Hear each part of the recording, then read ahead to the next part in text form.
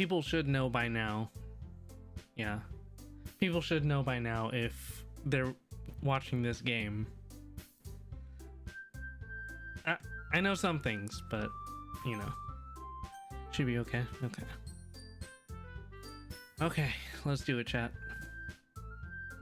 I don't really need the relics claimed today, do I? Smile. Okay, new game, Explosions. How long do I plan on playing? Good question. I mean, I do want to... Also, how's my volume compared to the game volume and all that?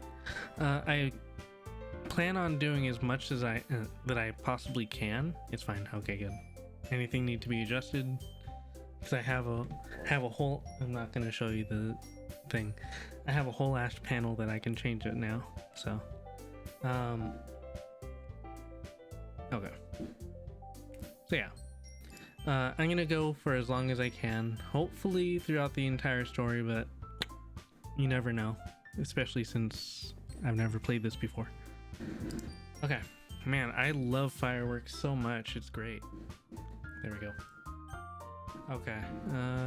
Like there. Please enter your name. All right.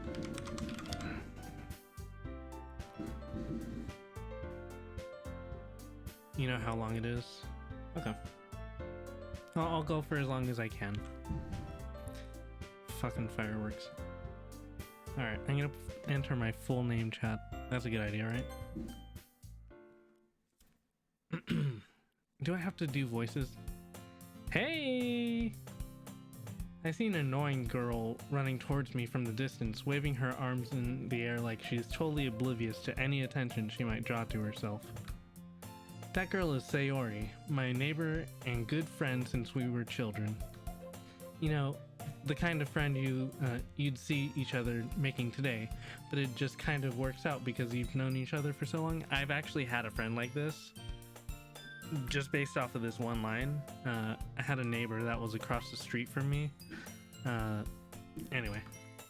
We used to walk to school together on days like this, but starting around high school, she would oversleep more and more frequently, and I would get tired of waking up. But if she's going to chase after me like this, I almost feel better off running anyway. However, I just sigh and idle in front of the crosswalk and let Sayori catch up to me. Ha! Ha!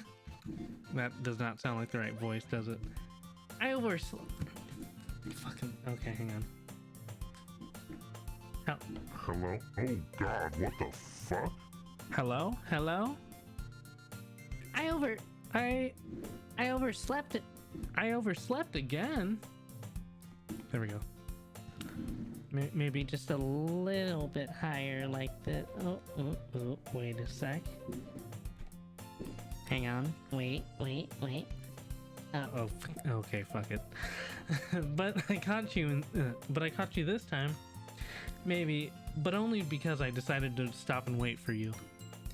You just say,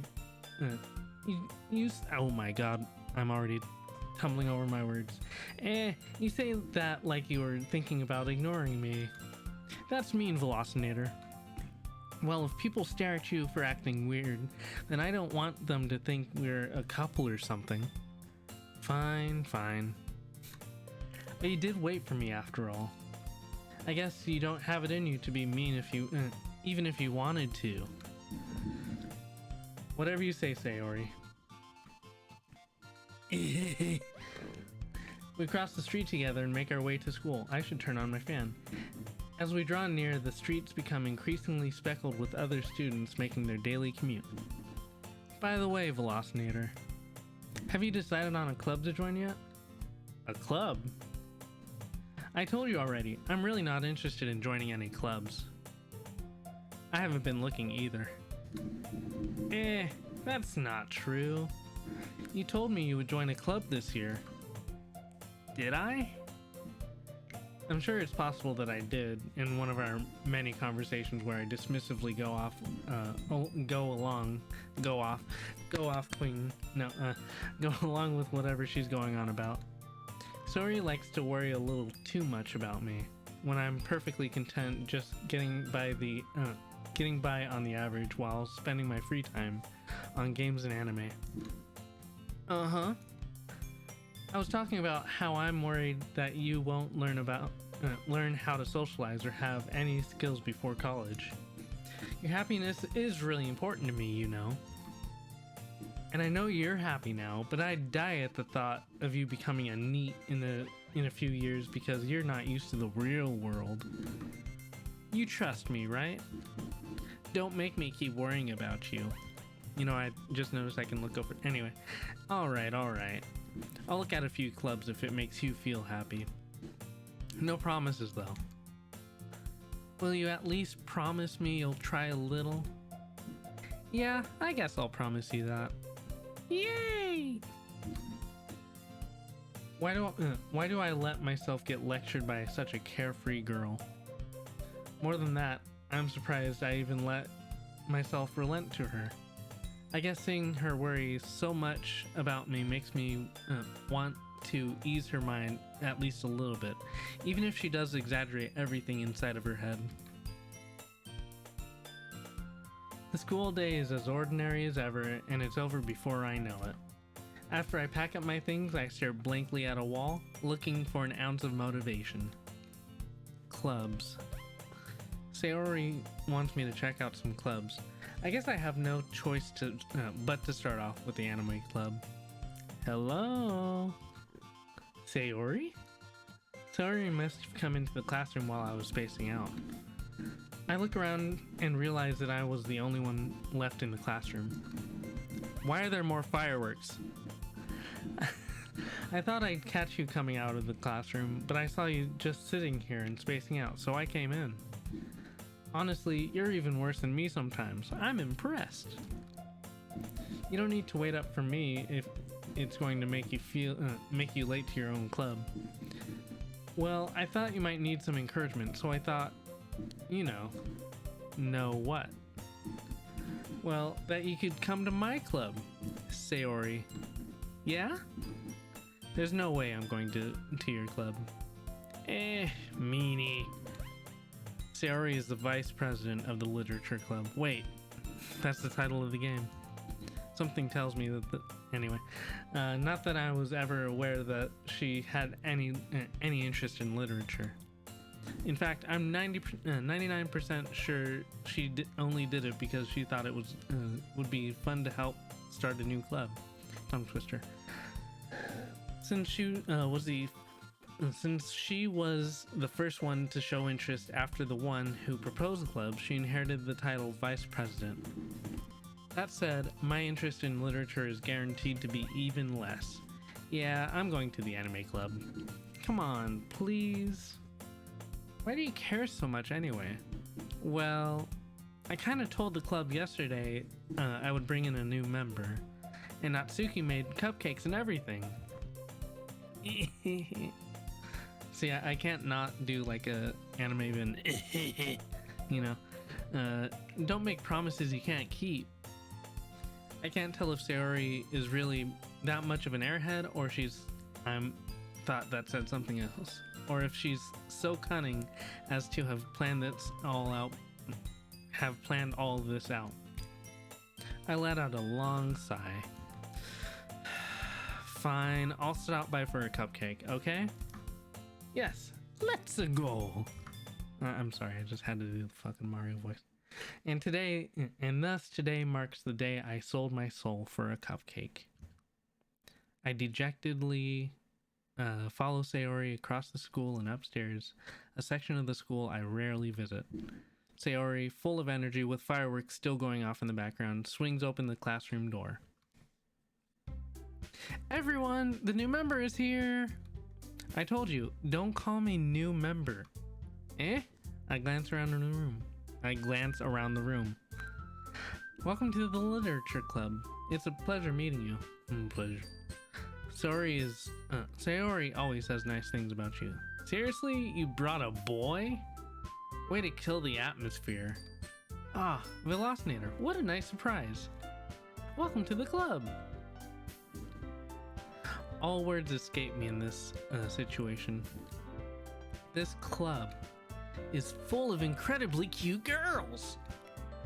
What are you looking at? If you want to say something, say it. Sorry. Natsuki. The girl with the sour attitude, whose name is appropriately Natsuki, is one I don't recognize. Her small figure makes her look like a first-year student. She's also the one who made cupcakes, according to Sayori. You can just ignore her when she gets moody. Sayori says that quietly into my ear. Oh, sorry. You can ignore her. ASMR. I'm sorry. Then turns back towards the other girls. Anyways, this is Natsuki, always full of energy. And this is Yuri, the smallest, yes. The smartest in the club. Respectfully. Don't say things like that. Yuri, who appears comparably more mature and timid, seems to have a hard time keeping up with people like Sori and Natsuki. Ah, well, it's nice to meet both of you. And it sounds like you already know Monica, is that right? That's right. It's great to see you again, Velocinator, huh? Monica smiles sweetly. Again? Oh, okay. I was about to say, wait, huh? I need that backstory game. Come on. We do know each other. Well, we rarely talked, but we were in the same class last year. Monica was presumably the most popular girl in class. Smart, beautiful, athletic. Basically completely out of my league. So having her smile at me so genuinely feels a little... You too, Monica. Come sit down, Velocinator. We made room for you at the... We made room for you at the table, blah blah. So you can sit next to me or Monica. I'll get the cupcakes. Hey, I made them, I'll get them. Sorry, I got a little excited. Should I move my cam? Or is that a good spot? I would hate to block the, hang on. Let me move the cam just a smidgen. Like, up. Over here. I just fucked up the YouTube video, by the way. Sorry, I got a little too excited. Then how about I make some tea as well? The girls have a few desks arranged to form a table. As Sori mentioned, it's been widened so that there's one space next to Monica and one space next to Sayori. Natsuki and Yuri walk over to the corner of the room where Natsuki grabs a wrapped tray and Yuri opens the closet. Excuse me. Still feeling awkward, I take a seat next to Sayori. Natsuki proudly marches over to the table, tray in hand. Okay, are you ready? Ta-da! Wow! Natsuki lifts the foil off the tray to reveal a dozen white, fluffy cupcakes decorated to look like little cats. The whiskers are drawn with icing and little pieces of chocolate were used to make ears. So like Nyanner's icon, right? That's what they're talking about there. So cute! I had no idea you were so good at baking, Natsuki. Well, you know. Just hurry and take one. Sayori grabs the first, then Monica, I follow. It's delicious! Sayori talks with her mouth full and already managed to get icing on their face. Fang. Oh. How's it going, Nerf? What up? Free emotes, fuck. I turn the cupcake around in my fingers, looking for the best angle to take a bite. Natsuki is quiet. I can't help but notice her sneaking glances in my direction. Is she waiting for me to take a bite? I finally bite down. The icing is sweet and full of flavor. I wonder if she made it herself. This is really good. Thank you, Natsuki.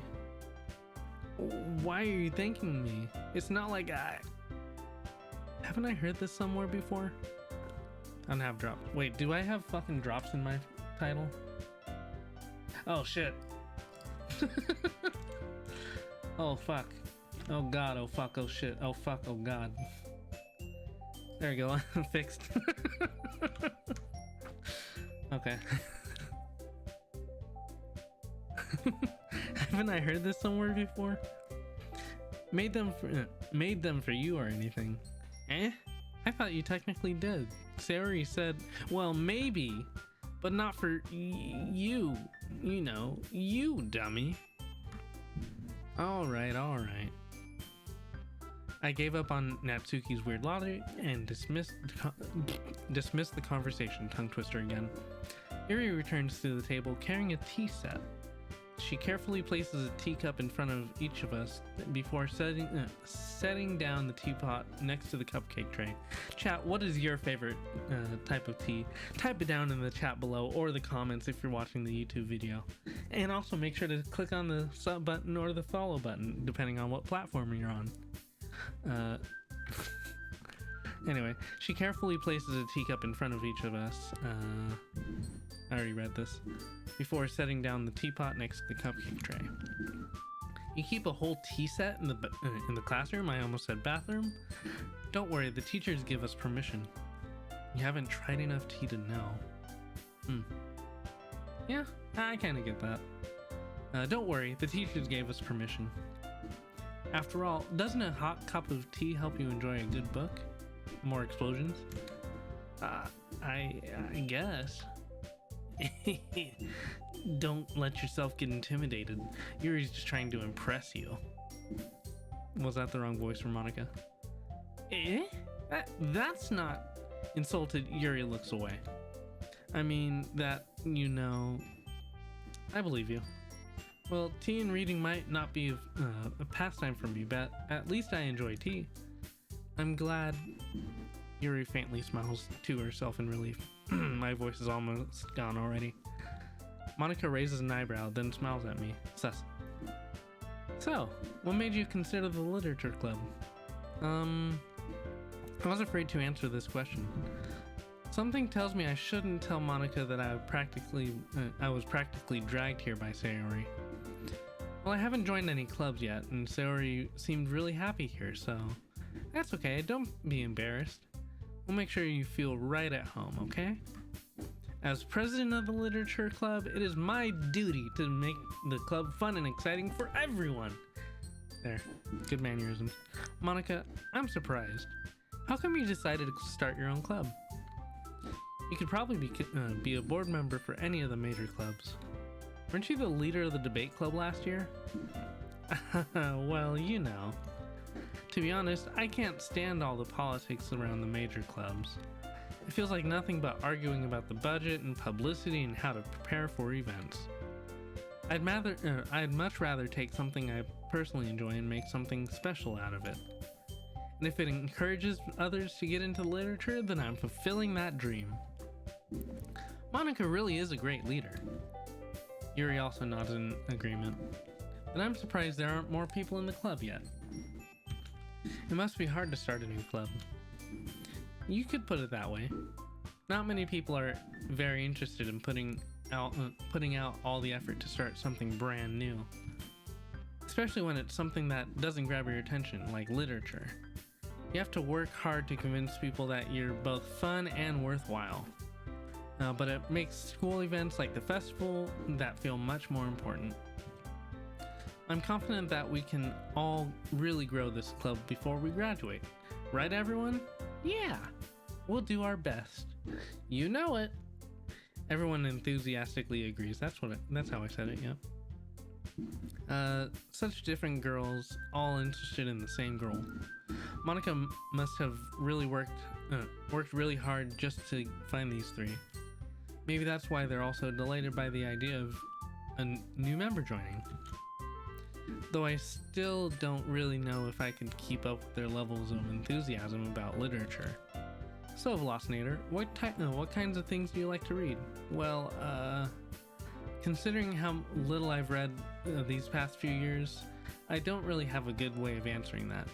Manga. I mutter quietly to myself, half joking.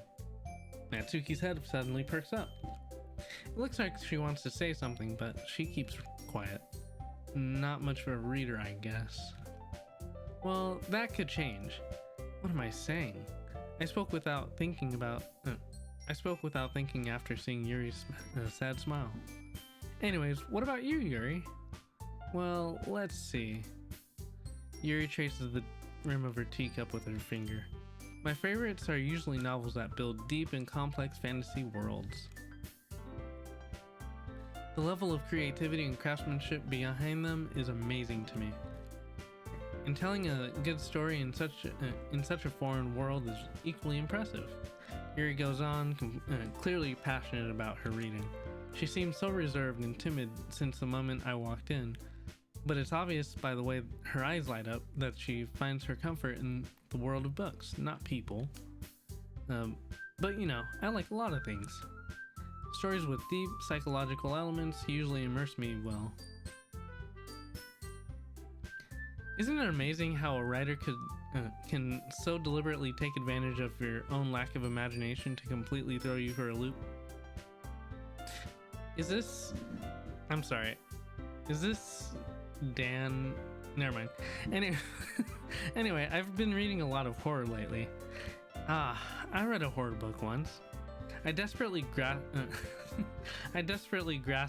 something I can relate to at a minimal level. At this rate, Yuri might be having a conversation with a rock. Really? I would have expected that, Yuri. For someone as gentle as you. I guess you could say that. But if a story makes me think or takes me to another world, then I really can't put it down. Surreal horror is often very successful at changing the way you look around the world, if only for a brief moment. Ugh, I hate horror. Oh, why is that? Well, Natsuki's eyes dart over to me for a split second. Never mind. That's right. You usually like to write about cute things, don't you? Don't you, Natsuki? What? What gives you that idea? You left a piece of scrap paper behind last club meeting. It looked like you were working on a poem called "Don't Say It Out Loud," and give that back. Fine. Your cupcakes, your poems, everything you do is just as cute as you are. Sayori sidles up next to Natsuki and puts her hands on her shoulders. I'm not cute! Natsuki, you write your own poems? Well, I guess sometimes. Why do you care? I think that's impressive. Why don't you share them sometime? No. Natsuki averts her eyes. You wouldn't like them. Sorry, that was not my voice. Not a very confident writer yet? I understand how Natsuki feels. Sharing that level of writing takes more than just confidence. The truest form of writing is writing to oneself. You must be willing to open up to your readers, exposing your vulnerabilities and showing even the deepest reaches of your heart. Wait. Do you have writing experience too, Yuri? Maybe if you share some of your work, you can set an example and help Natsuki feel comfortable enough to share hers. I guess it's the same for Yuri. Aw, I wanted to read everyone's poems. We all sit in silence for a moment. Okay. That's probably not the right one. Okay, I have an idea, everyone. Huh? Natsuki and Yuri look quizzitively at Monika. Let's all go home and write a poem of our own. Then, next time we meet, we'll all share them with each other. That way, everyone is even.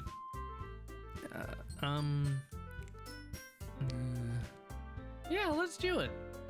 Plus, now that we have a new member, I think it will help us all get a little more comfortable with each other and strengthen the bond of our club.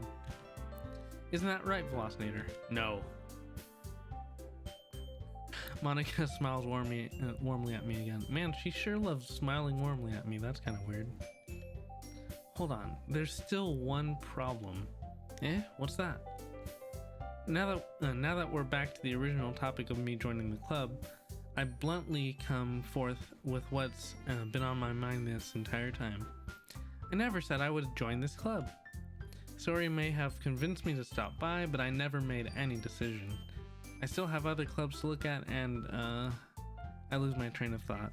All four girls stare back at me with dejected eyes. Oh, damn, I can't do that. But I'm sorry. I thought, Velocinator, you all.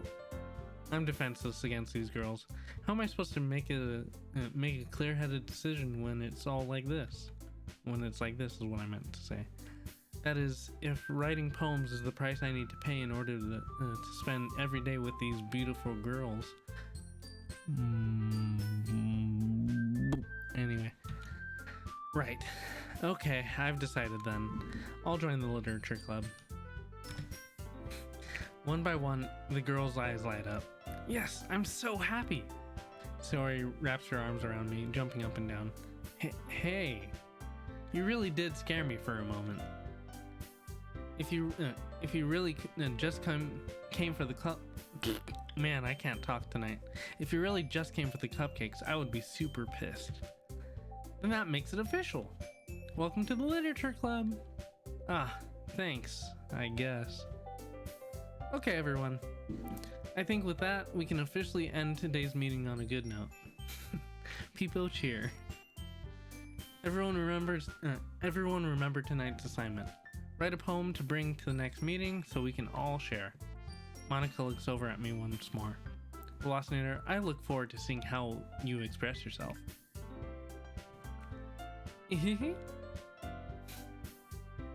Yeah.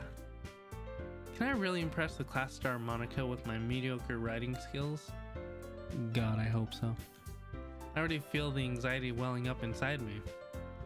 Meanwhile, the two girls continue to chit-chat as Yuri and Natsuki clean up their food. Hey, Velocinator, since we're already done here, do you want to walk home together? That's right. Sayori and I never walk home together anymore because she always stayed after school for clubs. Sure, might as well. Yay! With that, the two of us depart the classroom and make our way home. Making our way back. The whole way, my mind wanders back and forth between the four girls. Sayori, Natsuki, Yuri, and of course, Monica. My face is blocking Monica. I'm sorry, Monica. Will I really be happy spending every day of after school in a literature club? Perhaps I'll have the chance to grow closer to one of these girls. All right. I'll just need to make the most of my circumstances, and I'm sure good fortune will find me. And I guess that starts with writing a poem tonight. My fingers hurt from pressing space. It's time to write a poem. Pick words you think your favorite club member will like. Something good might happen with whoever likes your poem the most.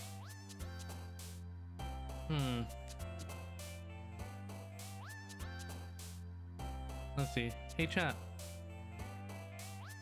I have a question for you. Let me just save.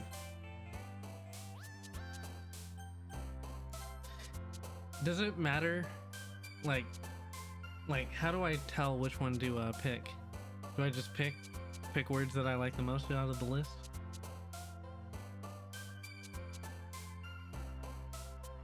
I think that's what I do, right? Because heaven, yeah, just be me. Oh, this is me. Get ready. Heaven sent. Climax. Fireworks. Hey Kona, 4th of July. Hell yeah, brother. Let's see.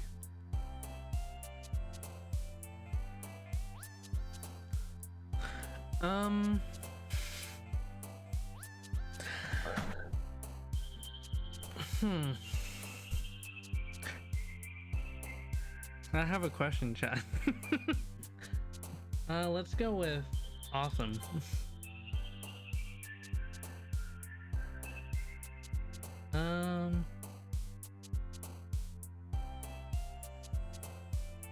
Wait. These faces are changing, aren't they? Or am I crazy?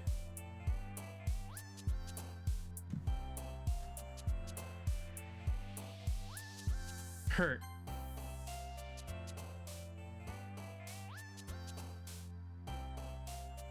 Hey, chat.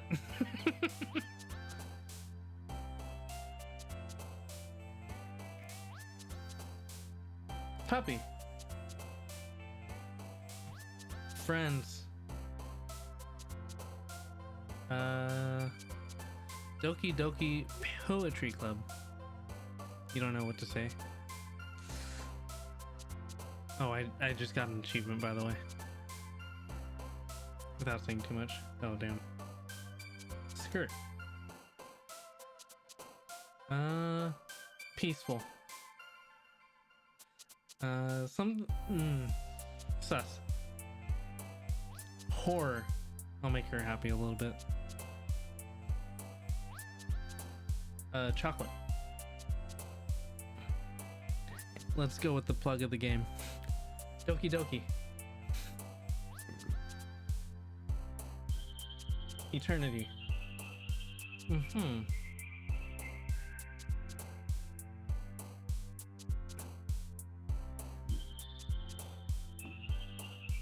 I kind of want to see who, you know. Interesting. Okay. Let's keep going. Music. Shit. Like I want to like make it balanced. I don't know.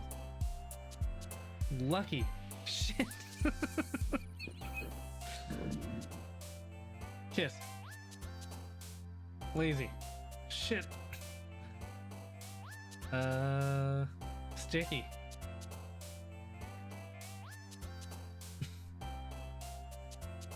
Vacation. How many times did Monica jump there? Just asking for a friend. Hi again, Velocinator. Glad to see you didn't run away on us. Nah, don't worry. This might be a little strange for me, but I at least keep my word. Well, I'm back at the literature club. I was the last to come in, so everyone else was already hanging out. Thanks for keeping your promise, Velocinator. I hope this isn't too overwhelming of a commitment for you. Making you dive headfirst into literature when you're not accustomed to it. Oh, come on, he doesn't deserve any slack. Sayori told me you didn't even want to join any clubs this year, and last year too. I don't know if you just plan to come here just to hang out or what, but if you don't take it seriously, then you won't see the end of it. Natsuki, you certainly have a big mouth for someone who keeps her manga collection in the club room. Fight, fight, fight. Natsuki finds herself stuck saying Monica and manga.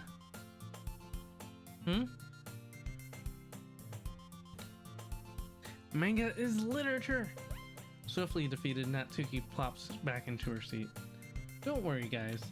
Velocinator always gives it his best as long as he's having fun. He helps me with busy work, even without me even asking, like cooking, cleaning my room. How dependable. Sayori, that's because your room is so messy it's distracting, and you almost set your house on fire once. Is that so?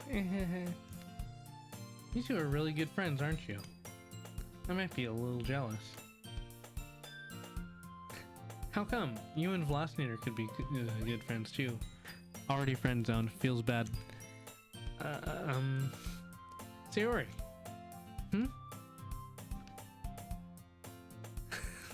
As usual, Sayori seems oblivious to the weird situation she just put me into. Oh, Yuri even brought you something today, you know? Wait, Sayori. Eh? Me? Not really. Don't be shy. It's really nothing. What is it?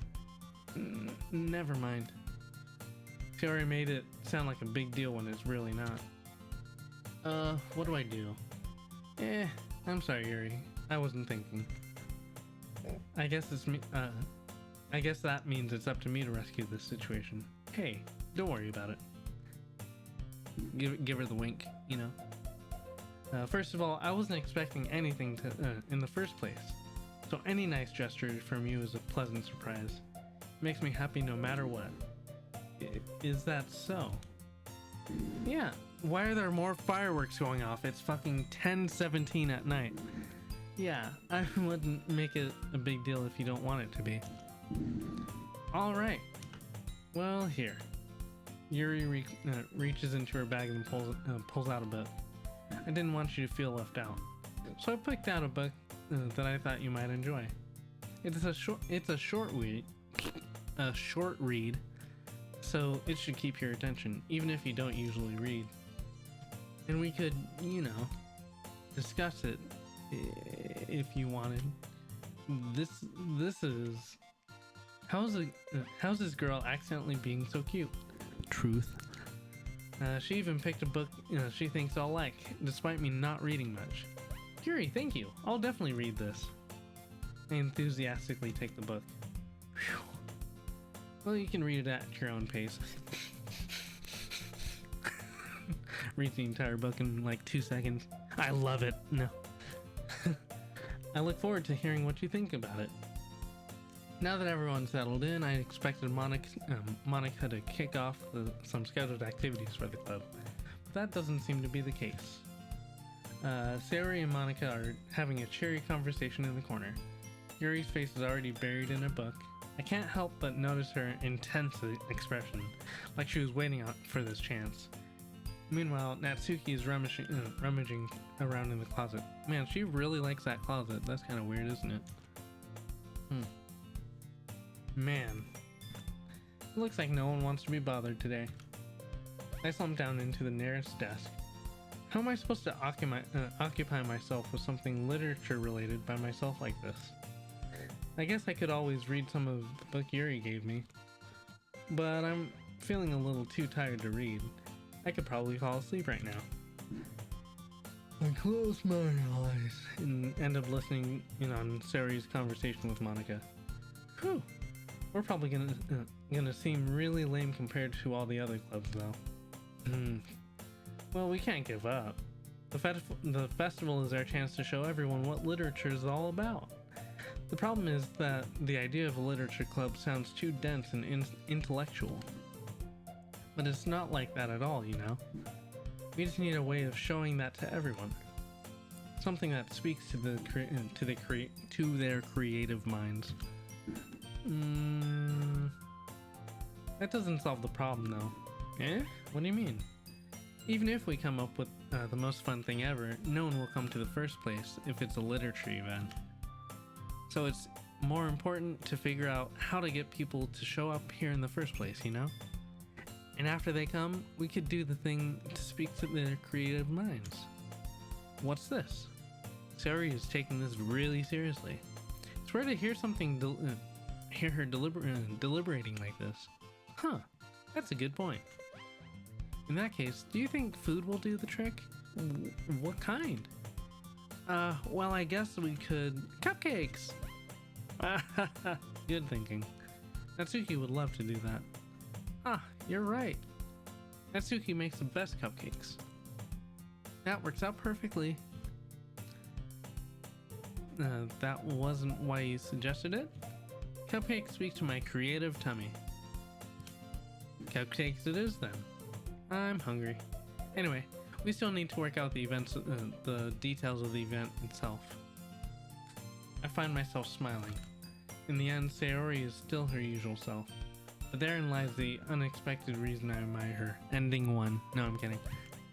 Unlike me, who has trouble finding any motivation at all, Sayori can put her mind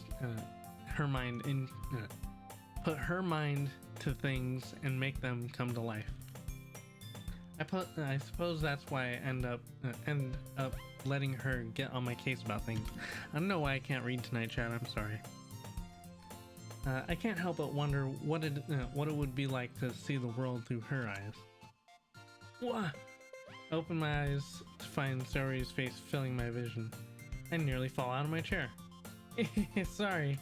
Wait. Actually, I'm not sorry at all. It's your fault for sleeping like that. This isn't a napping club. Does our school have a napping club? You're staying up again, aren't you? Now that you're in a club, you're gonna have to have less time for anime, Fuck. Shit, I can't do that. You're going to need to get used to it. Don't say that so loud. I glance over at my shoulder to see if Monica overheard. It's true though. Yeah. I know. You're always looking out for me, Sayori. It's what I do best. That's the problem. What about you? You look out for me better than you look out for yourself. You're still oversleeping every day, aren't you? Eh? Not every day. That's not very convincing. How many days in this past week have you gotten up on time? It's a secret. I knew it. Come on. At least give me the benefit of the doubt. I can't even do that. Look, Sayori, it's written all over you. Eh? Sayori glances around at herself. How's it written all over me? You were clearly in a rush this morning. Look, your hair is sticking out all around here. Ah. I run my finger. Oh my god, this is getting lewd, chat. I'm sorry. Not safe for Twitch. Hang on. You can't see this stuff on Twitch. Where's the thing?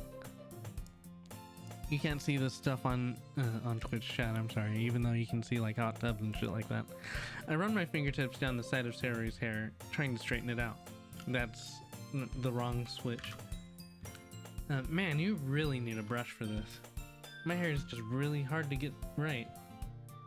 I won't fall for that. There's more than just your hair. Look, your bow isn't straight either. And there's a toothpaste stain on your collar right there. I don't see it. I try to wipe the stain with my finger, but no one would ever notice that. Of course they would. Nobody's gonna tell you about it because they don't want to embarrass you. Fortunately, I really don't care about that. Hey, you meanie. And you don't even keep your blazer buttoned up. Seriously, Sayori. Why do you think you don't have a boyfriend yet? Eh? That's super mean. Sorry, but you'll thank me later. I start to button her blazer from the... Okay. I start to button her blazer from the bottom. We can't be showing this on Twitch, chat, I'm sorry. Once you see how much better it looks, you'll change your mind.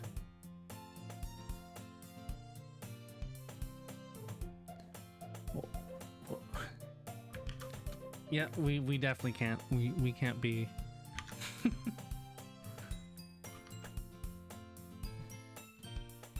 This is so funny. What is? Well, I was just thinking how weird it is to have a friend who does these kinds of things. Eh? Don't say that. You'll make me feel weird about it, stupid. It's okay though. I'm happy we're like this. Aren't you? I guess. Friend zoned. Hey, be careful. The button might come off. Why is this one so hard to close? I mean, I can think of 2 reasons. Anyway, I struggle to fully close the button near her chest. Does this thing even fit you properly? It did when I bought it. If you ever buttoned it, you would have noticed sooner that it didn't fit you anymore. What are you smiling about? It means my boobs got bigger again. Chat, I'm sorry. I need to shut it down. Don't say that out loud. Anyway, you look much better now, so... Why does it feel so strange to see Sayori's blazer buttoned up like that? But it's so stuffy. It's not worth it at all. Sayori hastily unbuttons her blazer once more. Whew, that's so much better. Sayori puts her arms around and twirls around. Puts her arms out and twirls around. Nerf, I'm worried about your Pepe laughing. So if I keep it unbuttoned, then I won't get a boyfriend, right? What kind of logic is that? And why are you saying it like it's a good thing? She wants to be a neat chap. Because if I had a boyfriend, then he wouldn't even let you do things like this. And you take care of me better than anyone else would anyway. That's why I'm keeping it unbuttoned. Stop saying all these embarrassing things. Eh? I didn't say anything embarrassing. Jeez. Well, anyway, just focus on trying to wake up a little earlier. Only if you focus on getting to bed earlier. Fine, fine. It's a deal. Am I saying the he's loud? Well, chat. I guess we really are better at taking care of each other than we are at taking care of ourselves. My throat. Yeah, I guess so, huh? So maybe you should come wake me up in the morning. Wake me up when September. You're doing it again, Sayori. But I was joking that time. Man, it's impossible to tell with you sometimes. Okay, everyone. Eh? Monica suddenly calls out. Why don't we share our poems we wrote now? Yay! Velocinator, I can't wait to read yours. Yeah, same. I failed to sound enthusiastic, but Sayori still trots away to receive her poem. By the way, did you remember to write a poem last night? Yeah. My relaxation ends. I can't believe I agreed to do something so embarrassing. I couldn't really find much inspiration since I've never really done this before. Well, now that everyone's ready, why don't you find someone to share with? I can't wait! Sayori and Monica enthusiastically pull out their poems. Sayori's is on a wrinkled sheet of loose paper torn from a spiral notebook. On the other hand, Monica wrote hers in a composition notebook. I can already see Monica's pristine handwriting from where I sit. Natsuki and Yuri reluctantly comply as well, reaching into their bags. I do the same myself. Hey chat. I kind of want to do a poll here. What do you guys think? Or should I pick the person who jumped the most at my poem? Or I could just go with waifu. Like, initial waifu, you know? I'm still not sure who I like the most so far. There's just too many choices. Or should I save and do it that way? I'm gonna save.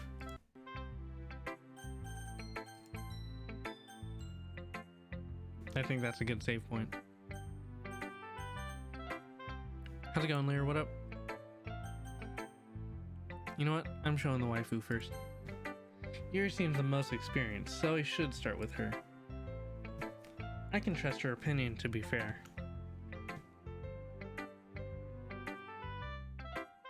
Happy Freedom Day. Hell yeah.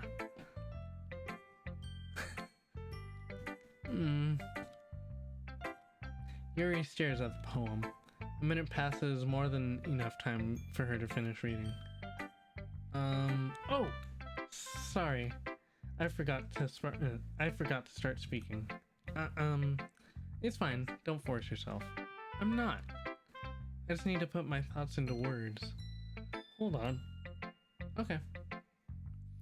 This is your first time writing a poem, right? Yeah. Why do you ask? I'm just making sure. I guess that it might be after reading through it. Oh. Feels bad. Ah, so it's that bad. No! Did I just raise my voice? I'm so sorry. Yuri buries her face in her hands. I can't help but notice that it's been several minutes and we really haven't gotten anywhere.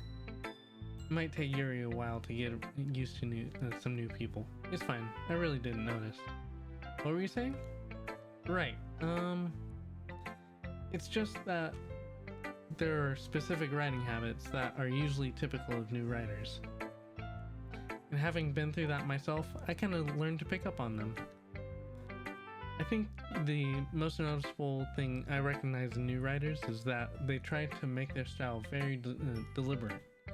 In other words, they tend to pick a writing style separate from the topic matter, and they form fit the two together. The end result is that both the style and expressiveness are weakened. Once Yuri finds her train of thought, it is as if her demeanor totally changes. Her stammering is completely gone, and she sounds like an expert. Of course, that's not something you can be blamed for. There are so many different skills and techniques that go into writing even a simple poem. Not just finding them and building them, but getting them to work together is probably the most challenging part. It might take you some time, but it all comes with practice. And learning by example and trying new things. I also hope that everyone else in the club gives you valuable feedback. Yeah, later there might be spoilers. Yeah. So, Natsuki can be a little stressed. Yes, that's me. This is me. Natsuki can be a little biased though. Biased? How?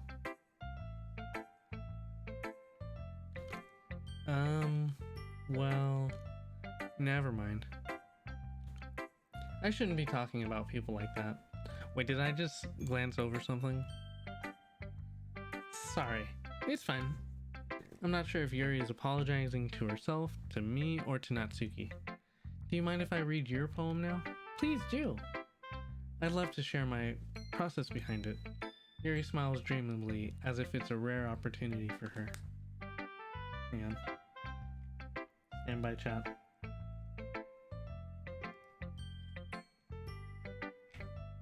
There we go. Which itself is kind of funny. After all, isn't this supposed to be a literature club? Ghost. Okay. Ghost under the light. The tendrils of my hair illuminate beneath the amber glow. Bathing. It must be this one. The last remaining streetlight to have withstood the test of time. The last yet to be replaced by the sickening blue-green hue of the future. I bathe. Calms breathing air of the present, but living in the past. The light flickers. I flicker back.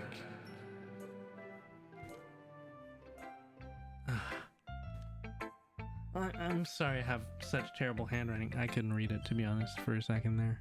I needed to like reread it in my head. What? I wasn't thinking about that at all. But it took you a long time to read. Well, I don't just read scripts very often. I actually think your handwriting is pretty. Is that a good poetry reading thing? That's a relief. Also, I like the poem.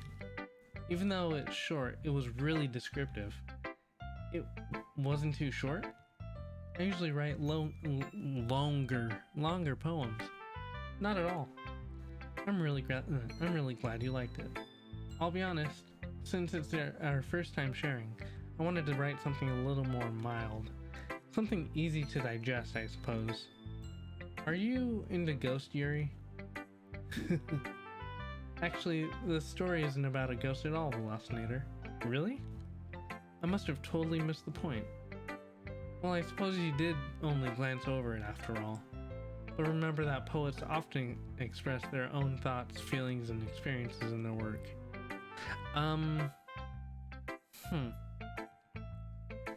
They usually do more than tell a simple story or paint a picture. In this case, perhaps the subject of the poem is only being symbiotically compared to a ghost. Lingering in her past, remaining place of comfort, unable to let go of her past, and soon to be left with nothing. That's a lot more solemn, putting it that way. I hadn't thought of that. That's impressive. It's nothing, really. Well, it makes me happy that you think that. Just remember, it won't be long before you pick up on these things too. Yeah, maybe you're right. I guess I'll have to keep trying. I'm counting on you.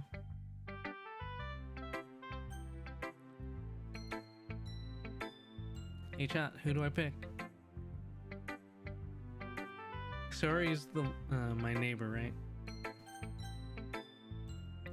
Yeah. I'm gonna go with Sayori. Oh. Oh my goodness. This is so good, Velocinator. Eh? I love it. I had no idea you were such a good writer. Sayori, you must be seriously overreacting. I'm not a good writer at all. I honestly have no idea what I'm doing. Well, maybe that's why. Because I have no idea what I like either. Jeez. Yuri's opinion was way more constructive than this. Maybe even Natsuki's. I didn't talk to Natsuki. Did I fuck up?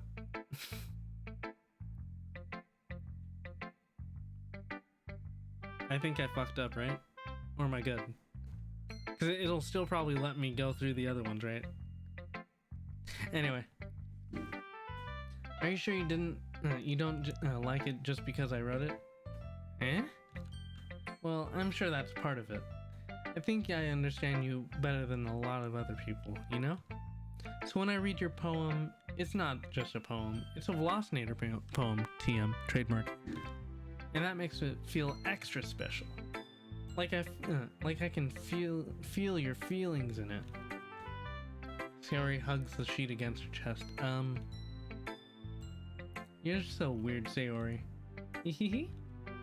I'm really happy you... Oh my god, brain, hello? I'm really happy just that you wrote one. It just reminds me of how you're really a part of the club now. Not to mention the fact that I'm standing in front of you in the classroom. Ratio? Well, of course. I'm not really into it yet, but that doesn't mean I'll break my promise.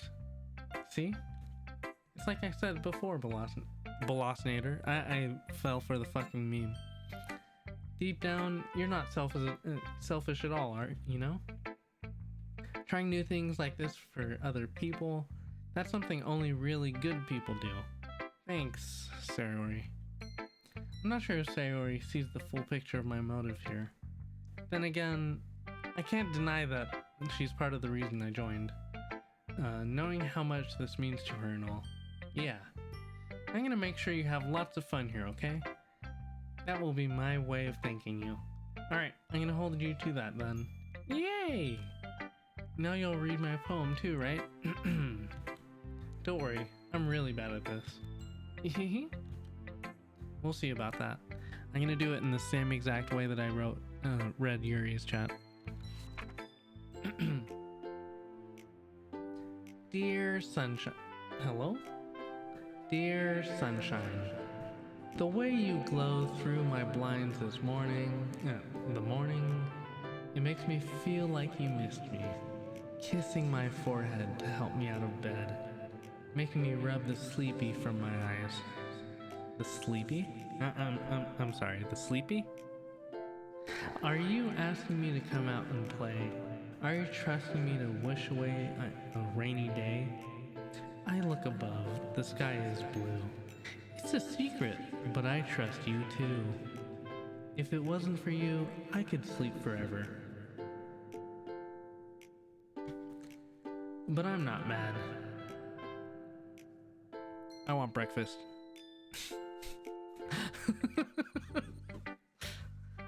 Sayori, this is just a guess, but did you wait until this morning to write this? No. Just a little bit. You can't answer just a little bit to a yes or no quansher. What word did I just invent there? Question. I forgot to do it last night.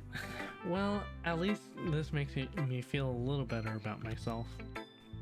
Don't be mean. I still tried my best. Yeah. I didn't mean to say that it was a bad poem. It came out nice, or how should I put it? It sounds just like you. Really? Yeah. Especially that last line. I made eggs and toast. Even though you were late to school, it's bad to skip breakfast. False statement. This is a statement made by the big cereal companies. I get all cranky. Well, I guess there's no point in arguing. Anyway, thanks for showing me. This was so much fun. Monica's the best. Sorry, I read fast chat. Yeah. But next time, I won't forget. I'm gonna write the best poem ever. Well, I guess I'll look forward to it. Natsuki, I guess, since, you know, the fucking game said that I jumped.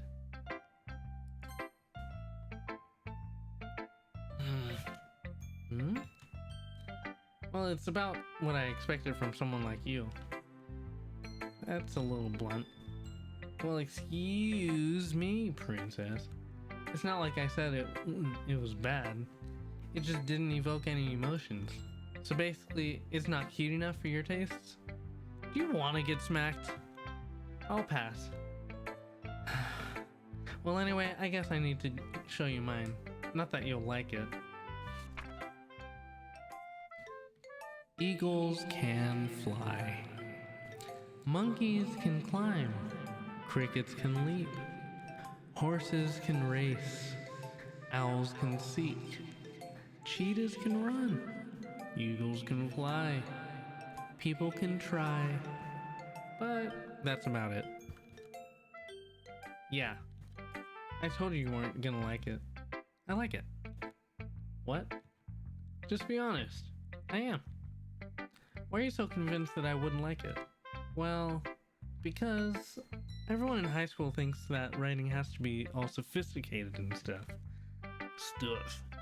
So people don't even take my writing seriously.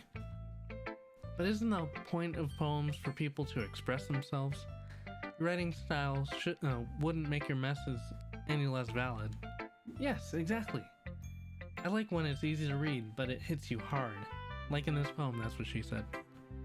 Seeing everyone around you do great things can be really disheartening, so I decided to write about it. Yeah, I understand. But the other nice thing about simple writing is that it puts more weight on the wordplay. Like, I set up a rhyme at the end, but then made it fall flat on purpose. It helps bring out the feeling in the last line. So you did. I guess more went into it than I realized. That's what it means to be a pro. I'm glad you learned something. Oh, was I supposed to do this? Didn't expect that from the youngest one here, did you? Yeah, guess not. I decided to humor her with that last statement. I don't really care how old everyone is, but if Natsuki is feeling proud, then I won't take that feeling away from her. There's only one person left, chat. Let's show Monica. Gotta show the class president. Hi, Velocinator. Having a good time so far? Yeah. Yeah. Good. Glad to hear it. By the way, since you're new and everything, if you ever have any suggestions for the club, like new activities or things we can do better, I'm always listening. Always listening? Don't be afraid to bring things up, okay? Alright, I'll keep that in mind. Of course, I'll be afraid to bring things up. I'm much better just going with the flow until I'm more settled in. Anyway, want to share your poem with me? It's kind of embarrassing, but I guess I have to. Don't worry, Velocinator. We're all a little embarrassed today, you know? But it's that sort of barrier that we'll all learn to get past soon. Yeah, that's true. Yeah, that's kind of true. Any truers in chat? I hand Monica my poem. I like this one. It makes me think of something Sayori would like. Is that so? You and Sayori are really good friends, right? I wouldn't be surprised if you had these sorts of things in common. Ah, well. We may be good friends, but Sayori and I are actually really different. Well, that may be the case. But maybe there are some similarities that you wouldn't expect. The way she talks about you, it sounds like you two, like the two of you really care about each other's well-being. Even if you show it in different ways, it ends up being more similar than you'd think. So I think that's the kind of vibe I get when reading your poem. You sure you're not reading into it too much? I could be. Oh gosh, I sound like Yuri. But in any case, Sayori's writing has kind of a more gentle feel to it. I can tell that she likes exploring with emotions like happiness and sadness. Who knew that someone would so happy would enjoy sad things too? Yeah, that's totally unexpected. Well, to each their own. Never mind, I'm not going to read too much into what she's saying. And you shouldn't be afraid to experiment a little bit either. Experiment with what? Experiment with what, Monica? No. I'm sure I'll end up trying different things a lot. It could take a while before I feel comfortable doing this. That's okay. I'd love to see you try new things. That's the best way to find this kind of style that suits you. Everyone else might be a little biased towards their own kind of styles, but I'll always help you find what suits you the most. Excuse me. So don't force yourself to write the way everyone else wants you to write. It's not like you have to worry about impressing them or anything. Anyway, do you want to read my poem now? Don't worry, I'm not very good. You sound pretty confident for someone who claims to not be very good. Well, that's because I have to sound confident. That doesn't mean I always feel that way, you know? I see. Well, let's read it then. Ready, chat? Oh my god, this one's long. Hole in wall. It couldn't have been me. See, the direction of the spackle protrudes. A nosy neighbor, an angry boyfriend. I'll never know. I wasn't home. I peer inside for a clue. No, I can't see. I reel, blind like a film left out in the sun. But it's too late. My retinas. Already scorched with a permanent copy of my meaningless image. It's just a little hole. It wasn't too bright. It was too deep. Stretching forever into everything. A hole of infinite choices. I realize now that I wasn't looking in. I was looking out. And he, on the other side, was looking in. Little sussy. So what do you think? It's very freeform, if that's what you call it. Sorry, I'm not really the right person to ask for feedback. It's okay. Yeah, that kind of style has gotten pretty popular nowadays. That is, a lot of poems have been putting emphasis on the timing between words and lines. When performed out loud, it can be really powerful. What was the inspiration behind this one? Well, I'm not sure if I know how to put it. I guess you can say that I had some kind of epiphany recently. It's been influencing my poems a bit. An epiphany? Yeah, something like that. I'm kind of nervous to talk about deep stuff like that because it's coming on strongly. Maybe after everyone is better friends with each other. Anyway, here's Monica's writing tip of the day. Sometimes when you're writing a poem or a story, your brain gets too fixated on a specific point. If you try so hard to make it perfect, then you'll never make any progress. Is that a tip for the game? Just a little sprinkling of the game tips. Just force yourself to get something down on paper and tidy it up later.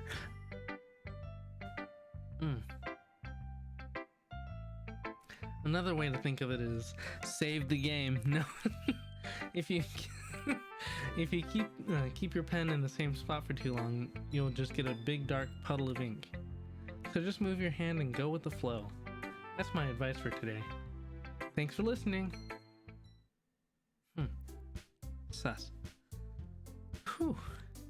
I guess that's everyone. I glanced around the room. That was a little more stressful than I anticipated. It's as if everyone is judging me for my mediocre writing abilities. Even if they're just being nice, there's no way my poems can stand up to theirs. I need some water, chat. This is a literature club after all. I sigh.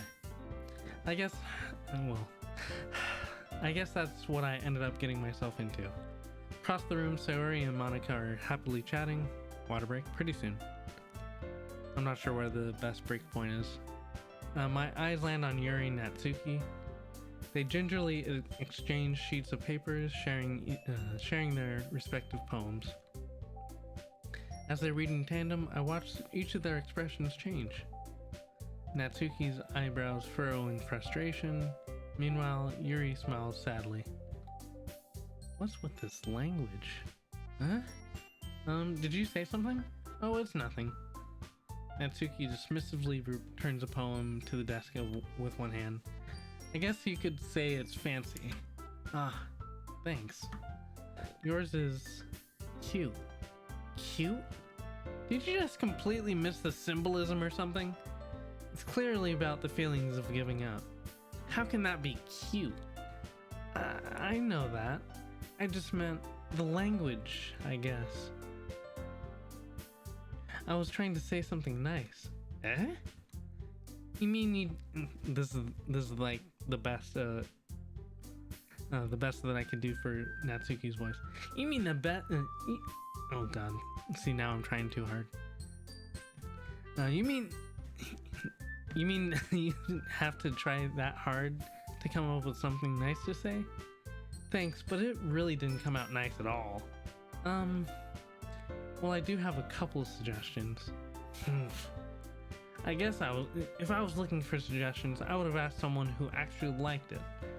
Which people did, by the way. Sayori liked it, and Velocinator did too. So based on that, I'll gladly give you some suggestions of my own. First of all, excuse me. I appreciate the offer, but I've spent a long time establishing a spot. Yeah, I need some water. Establishing my writing style. I don't expect it to change anytime soon, unless, of course, I come across something particularly inspiring, which I haven't yet. And Velocinator liked my poem too, you know. He even told me he was impressed by it. Natsuki suddenly stands up. Is this a good pausing point, chat? Or should I just continue this? Because I can just quickly get some water and run like 60 seconds of ads. That's probably one of the best ideas, but let me play this a little bit more and then I'll see where a good place to pause is. Oh? I didn't realize you were so invested in trying to impress our new member, Yuri. Eh? That's not... Hang on. Anyway, that's not what I... You just... Yuri stands up as well. Maybe you're just jealous that Velocinator appreciates my advice more than he appreciated yours. Huh? How do you know he didn't appreciate my advice more? And you're that full of yourself? No. If I was full of myself, I would deliberately go out of my way to make everything I do overly cutesy. Damn, this song's a fucking bop too. What the hell? Is everyone okay? Well, you know what? I wasn't the one whose boobs magically grew a size bigger as soon as Velocinator started showing up. Natsuki. Natsuki, that's a little... This doesn't involve you. I don't like fighting, guys. Suddenly, both girls turned towards me as if they just noticed I was standing there. Velocinator, she's just trying to make me look bad. That's not true. She started it. If she could get over herself and learn to appreciate the simple writing is more effective, then this wouldn't have happened in the first place. What's the point in making all your poems so convoluted for no reason? The meaning should jump out at the reader, not force them to have to figure it out. Help me explain that to... oh my god, my eyes. Help me explain that to her, Velocinator. Wait. There's a reason we have so many deep and expressive words in our language. It's the only way to convey complex feelings and meaning the most effectively.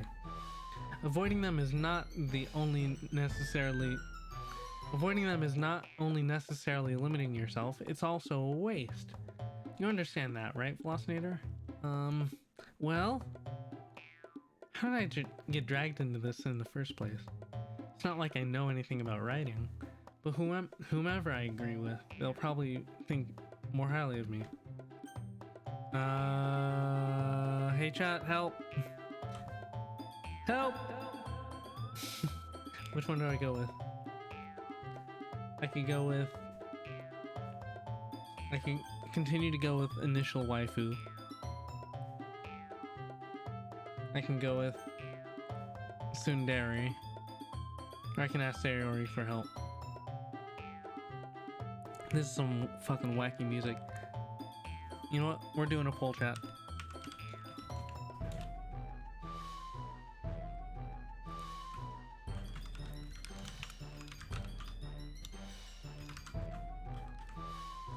And while this poll happens, I'm going to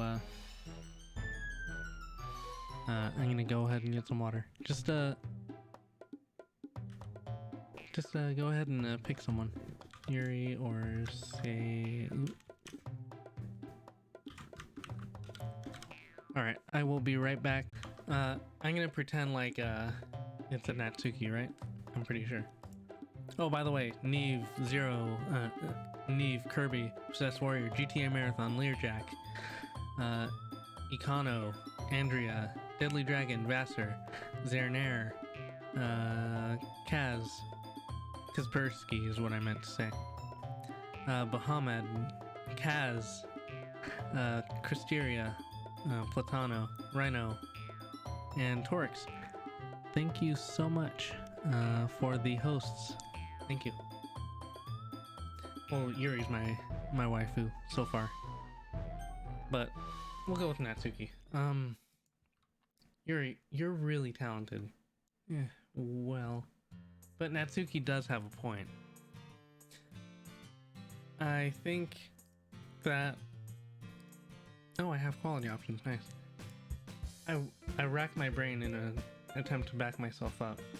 I think that conveying feelings with a few words can be as impressive as well. It lets the reader's imagination take over. Natsuki's poem did do a really good job at that. Yeah! It did, didn't it? Aha! Shows how much you... shows how much you know. That's not... Natsuki. I think that's enough. Huh? Me? But she was so mean to me. Natsuki's voice whines. Look. What we talked about yesterday was right.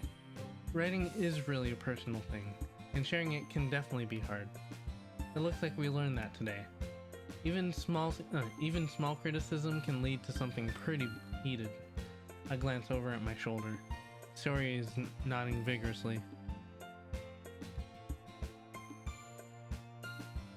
Because there's a 200 live video. Yeah, that's true.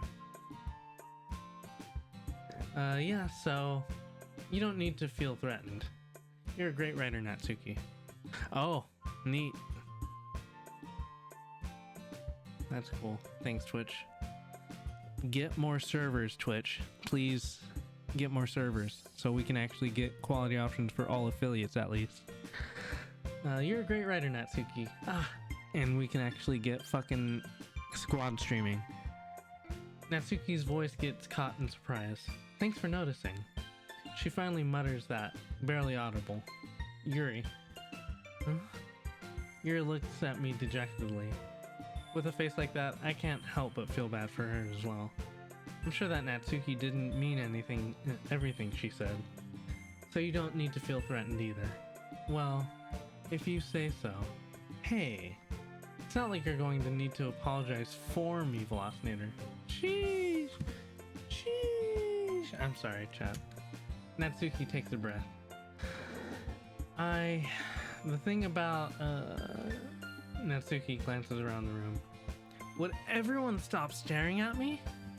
Unsurprisingly, Natsuki has a harder time with it than she boasted. Sayori and Monica look away.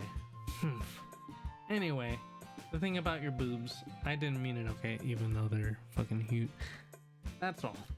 Natsuki looks away, avoiding eye contact with anyone. Yeah, you're naturally beautiful, Yuri. Sayori? I'll go make some tea. Eh?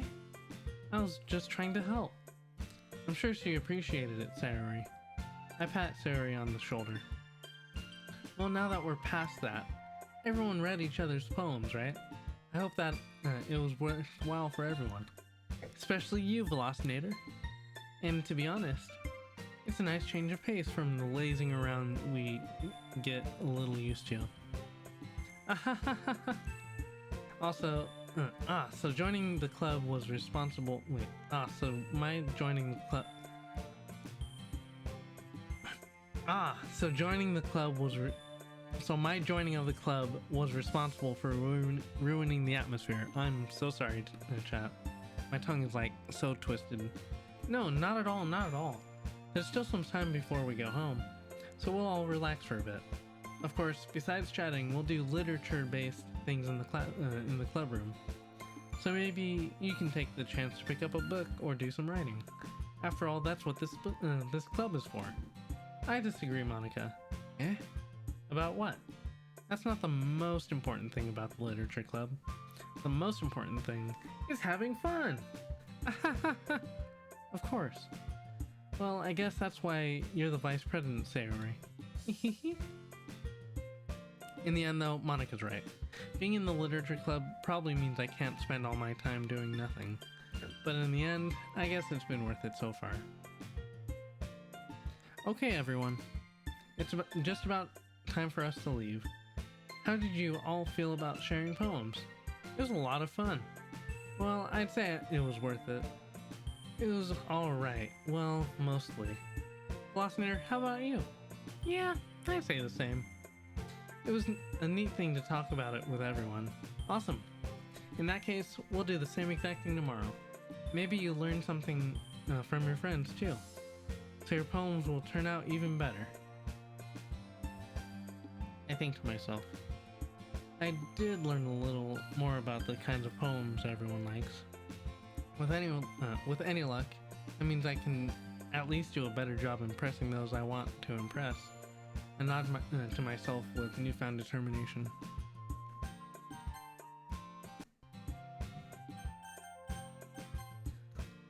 Velocinator, ready to walk home?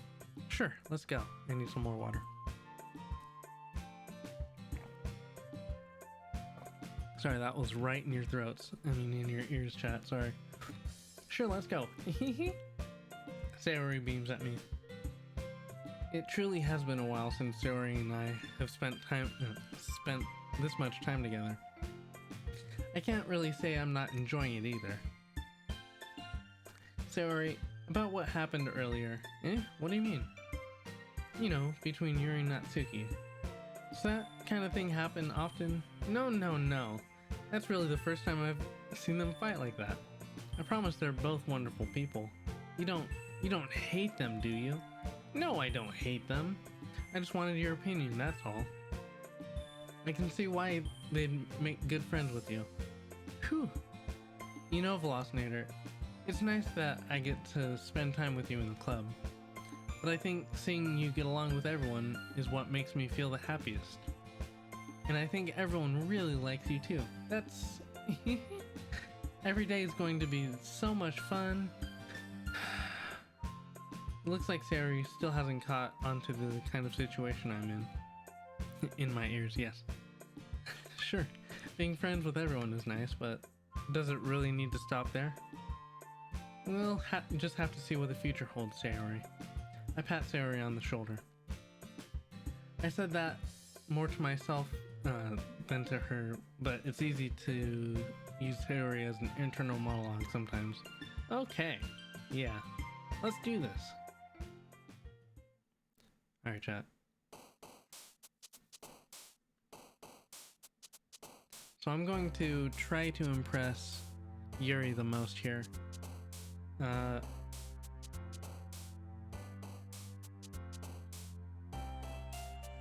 Vitality. Contamination. It fills you with determination. Disarray. Eternity.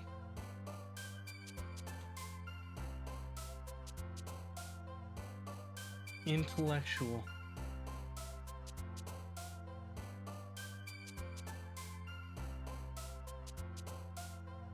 Universe.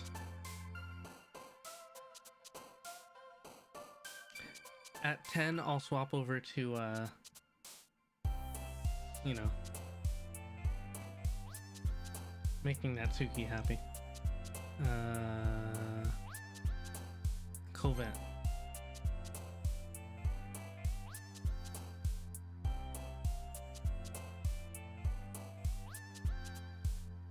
Unstable.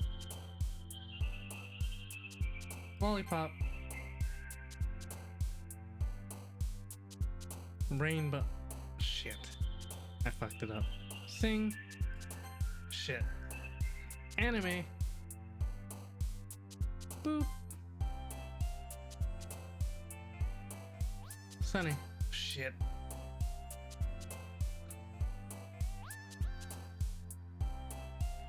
Jumpy. Pain. Why did Monica jump on Pain? That's kind of spooky. Doki Doki.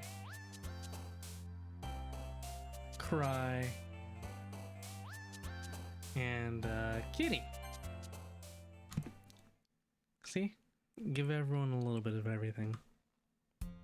Another day passes and it's time for the club meeting already. I've gotten a little more comfortable here in the past couple days. Entering the club room, the usual scene greets me. Hi, Velocinator. Yo, Sayori. Looks like you're in a good mood today.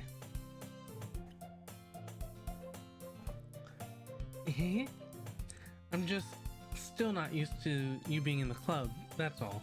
I see. That's a pretty simple thing to get you in a good mood. Sorry, I'm moving you guys. But I guess it's always the simple things with you anyway. Speaking of which, I'm kind of hungry. Will you come to me to buy a snack? No thanks. Huh? That's not like you at all. I have my reasons. Why don't we take a look into your purse, Sayori? Eh? Why that, all of a sudden? No reason really. I just wanted to look at it. Ah. Sayori nervously retrieves her coin purse. She fumbles with the latch and gets it open. Then she turns it upside down and let its contents spill onto the desk. Only 2 small coins fall out. Ahaha, I knew it. I can see right through you, Sayori. That's not fair. How did you even know? It's simple. If you had enough money in the first place, you would have bought a snack before coming to the classroom. Alright, have a good RB. So you're either not hungry... So either you're not hungry and wanted an excuse to take a walk, or you plan to conveniently forget that you spent all your money so that I would lend you some. But there's one more thing. You're always hungry. And so that only leaves the one option. Wah! I give up. Don't make me feel guilty. If you feel guilty, that means you deserve to feel guilty. Yuri suddenly giggles. Eh? I didn't notice that she was listening in.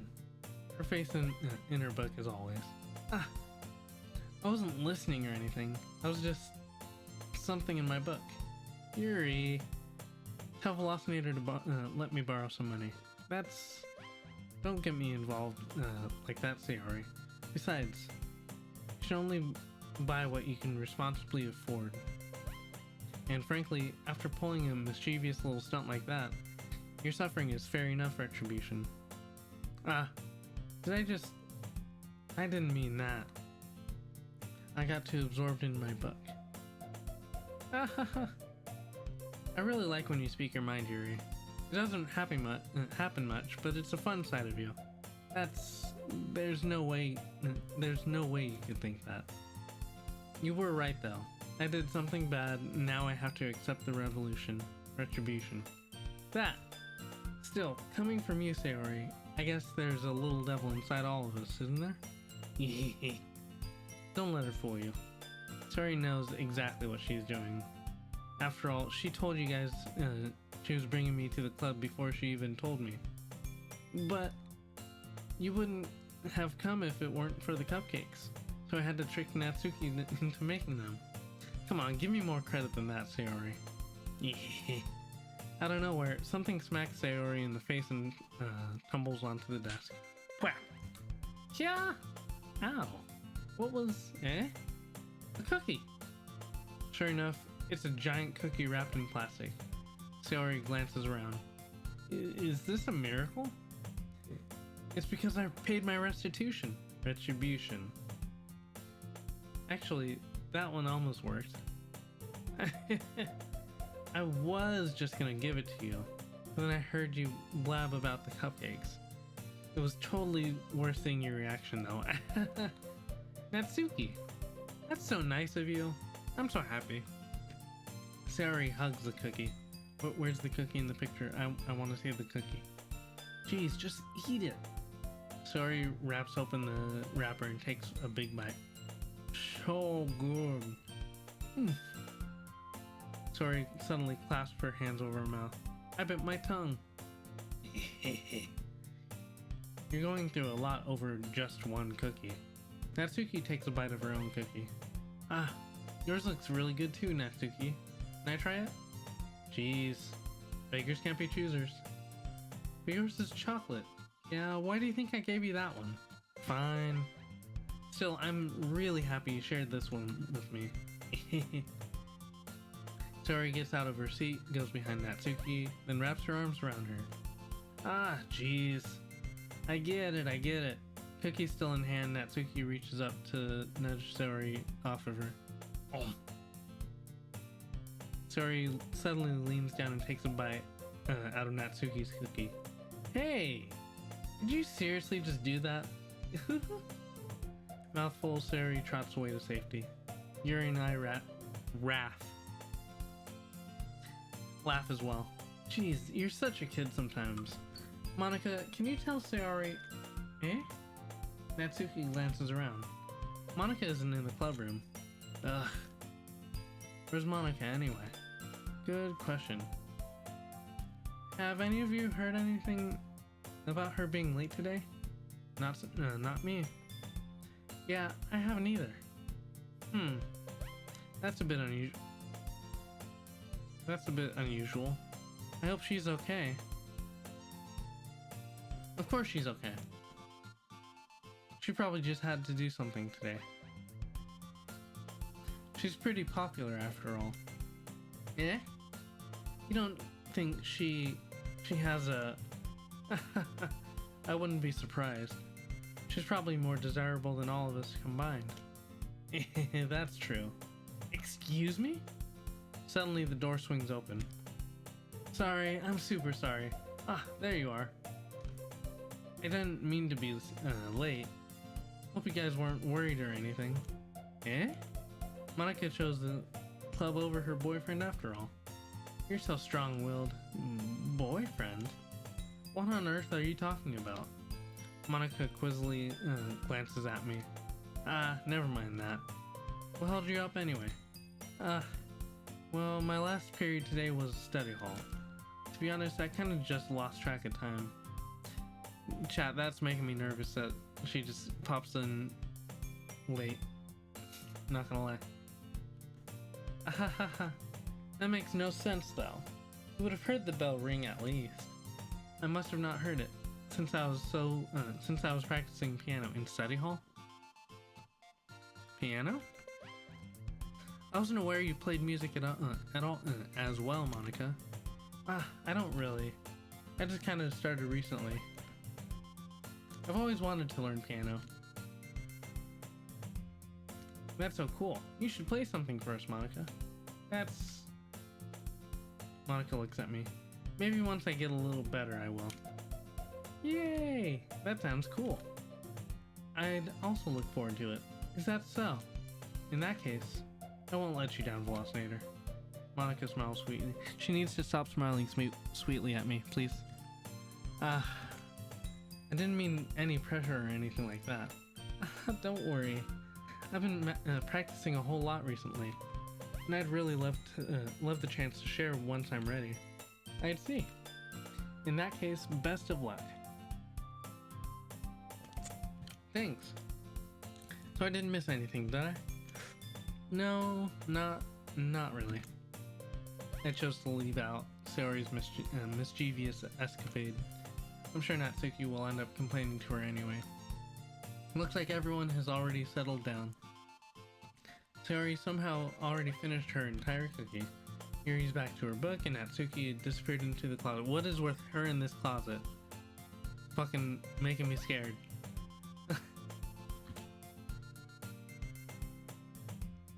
I'm really curious to talk to Yuri a little bit more. But at the same time, I would feel bad for distracting her from reading. Welcome back. I catch a glimpse of the cover of her book. Looks like the same book she lent to me. More than that, she seems to be on the first few pages. Ah. Crap. I think she noticed me staring at and looking at her. Excuse me. She sneaks another glance at me, and our eyes meet for a split second. Speed! But that only makes me hide her face deeper in her book. Sorry. I was just spacing out. I muttered this, sensing I made her uncomfortable. Oh. It's fine. If I was focused, then I probably would have noticed in the first place. But I'm just rereading a bit of this, so... That's the book you gave me, right? Mm-hmm. I wanted to reread some of it. Not for any particular reason. Just curious. How come you have 2 copies of the same exact book? Ah. Well, when I stopped at the bookstore yesterday, that's not what I meant. I mean... I just happened to buy 2 of them. Ah, I see. There's something fairly obvious here that Yuri isn't telling me, but I decided to let it go. I'll definitely start reading it soon. I'm glad to hear. Once it starts to pick up, you might have a hard time putting it down. It's a very engaging and relatable story. Is that so? What's it about anyway? Well, you'll have to read the book, you dumbass. Yuri closes the book and scans her eyes over the back. The book is titled Portrait of Markov. There's an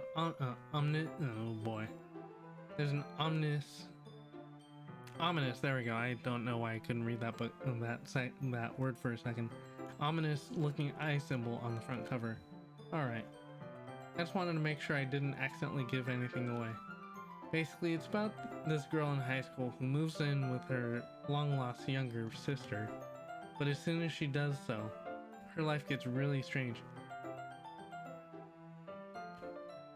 She gets targeted by these people who escaped from a human experiment prison.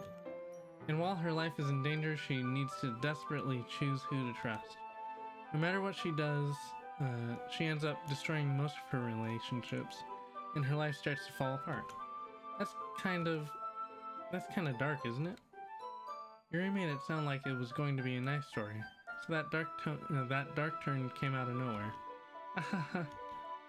Yuri gently giggles all of a sudden. Are you not a fan of that sort of thing, Velocinator? No, it's not that. I mean, I can definitely enjoy these types of stories, so don't worry. I hope so. Sorry.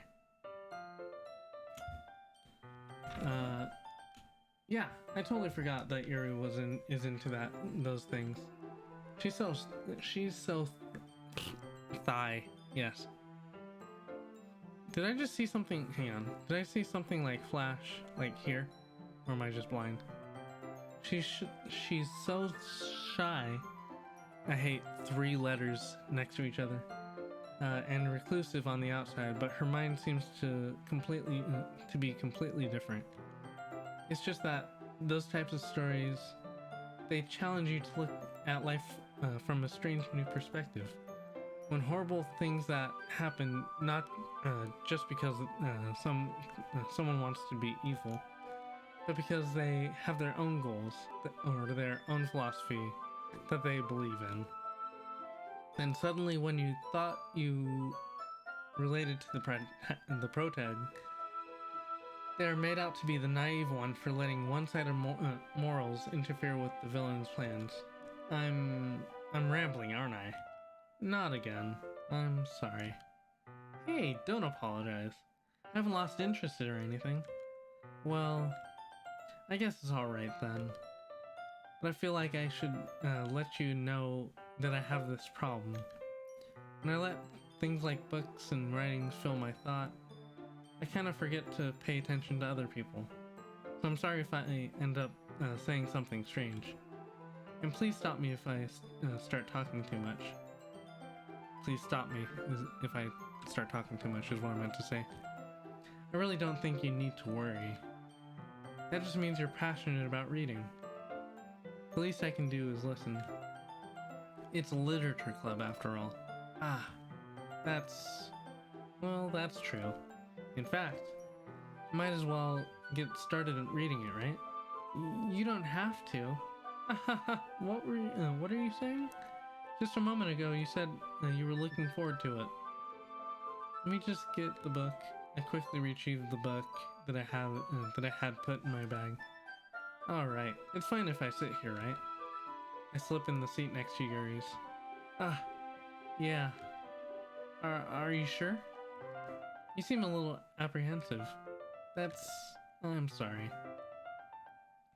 It's not that I don't want you to.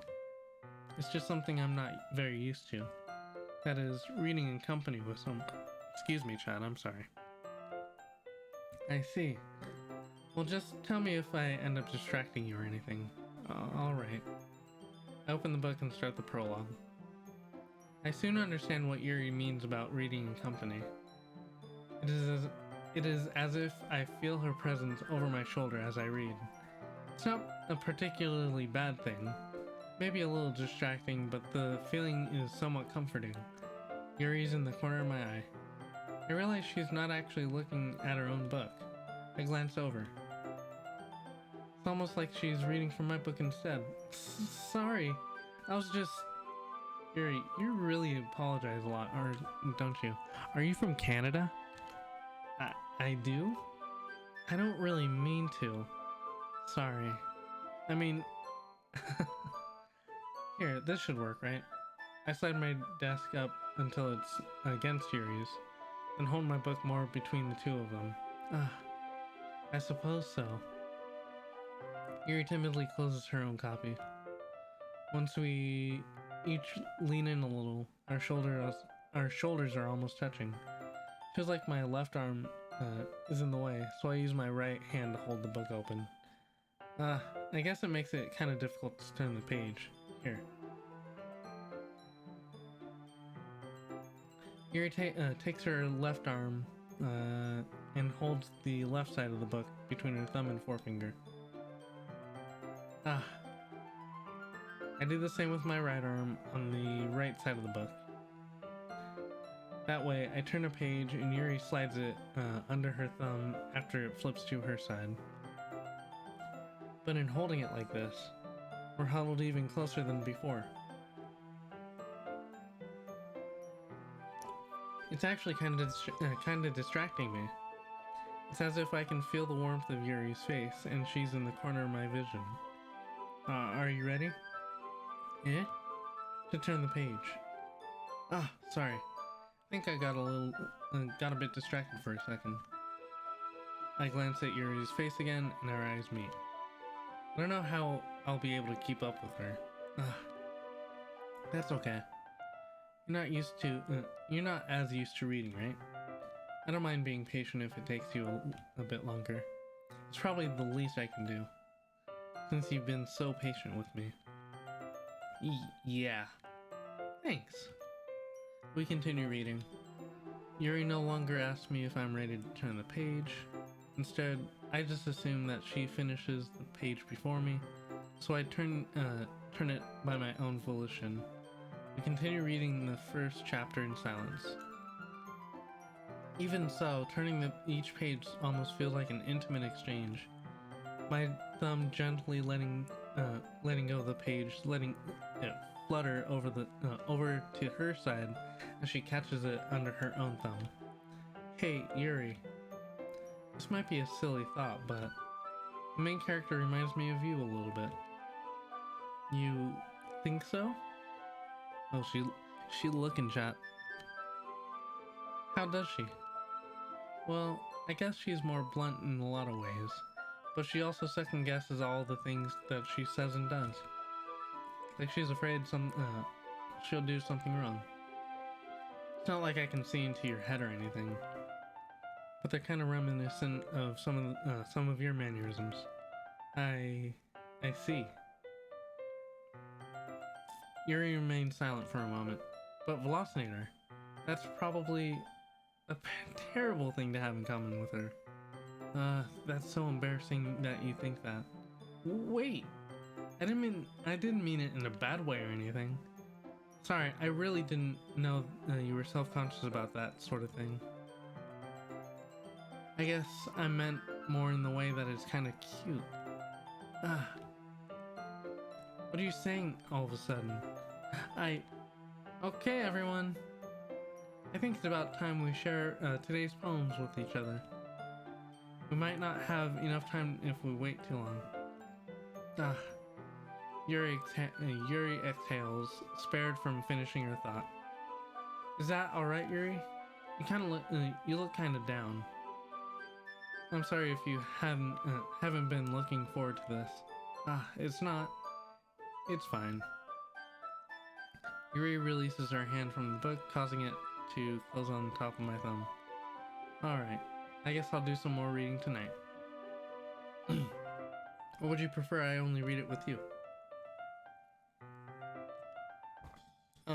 I guess I don't have too much of a preference either way. In that case, I'll read a little more tonight. It'll be more fun to read with you after it picks up a bit, you know? That's good reasoning. In that case, feel free to finish the first 2 chapters in your own time. Alright. I stand up. I make a mental note of where I left off in the book and slip it back into my bag. Alright. So we're going to share the poem with who we definitely want, you know, as the waifu at the moment. Yuri. Let's see what you've written for today. Oh.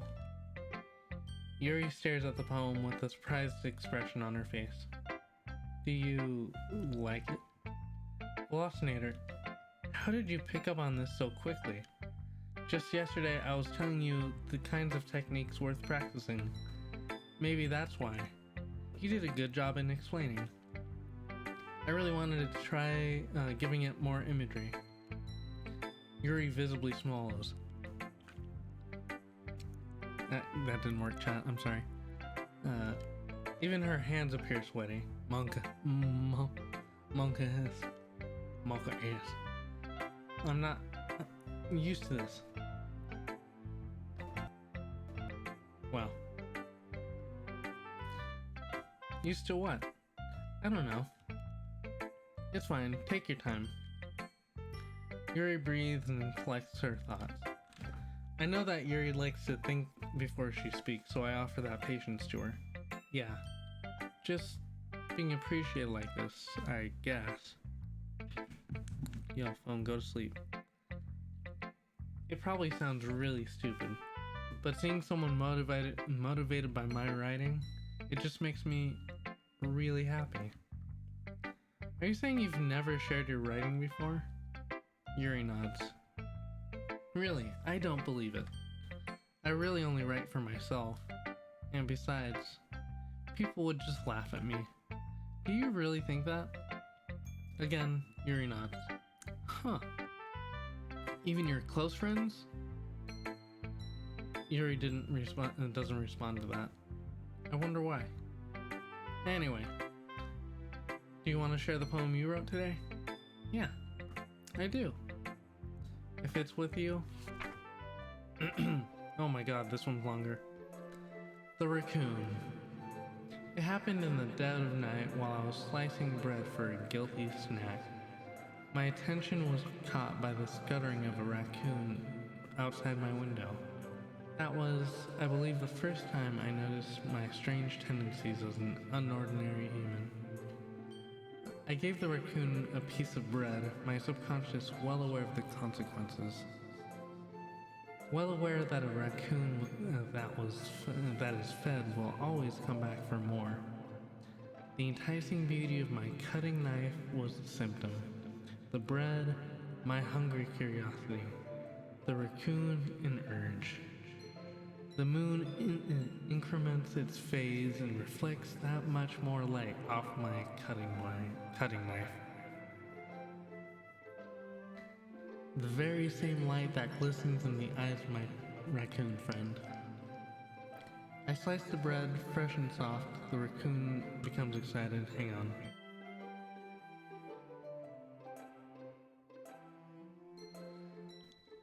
Or perhaps I'm merely projecting my emotions onto the newly satisfied animal. The raccoon has taken to following me. You could say we've gotten quite used to each other. The raccoon becomes hungry more and more frequently, so my bread is always handy. Every time I brandish my cutting knife, the raccoon shows me its excitement. A rush of blood, classic Pavlovian conditioning. I slice the bread, and I feel and I feed myself again.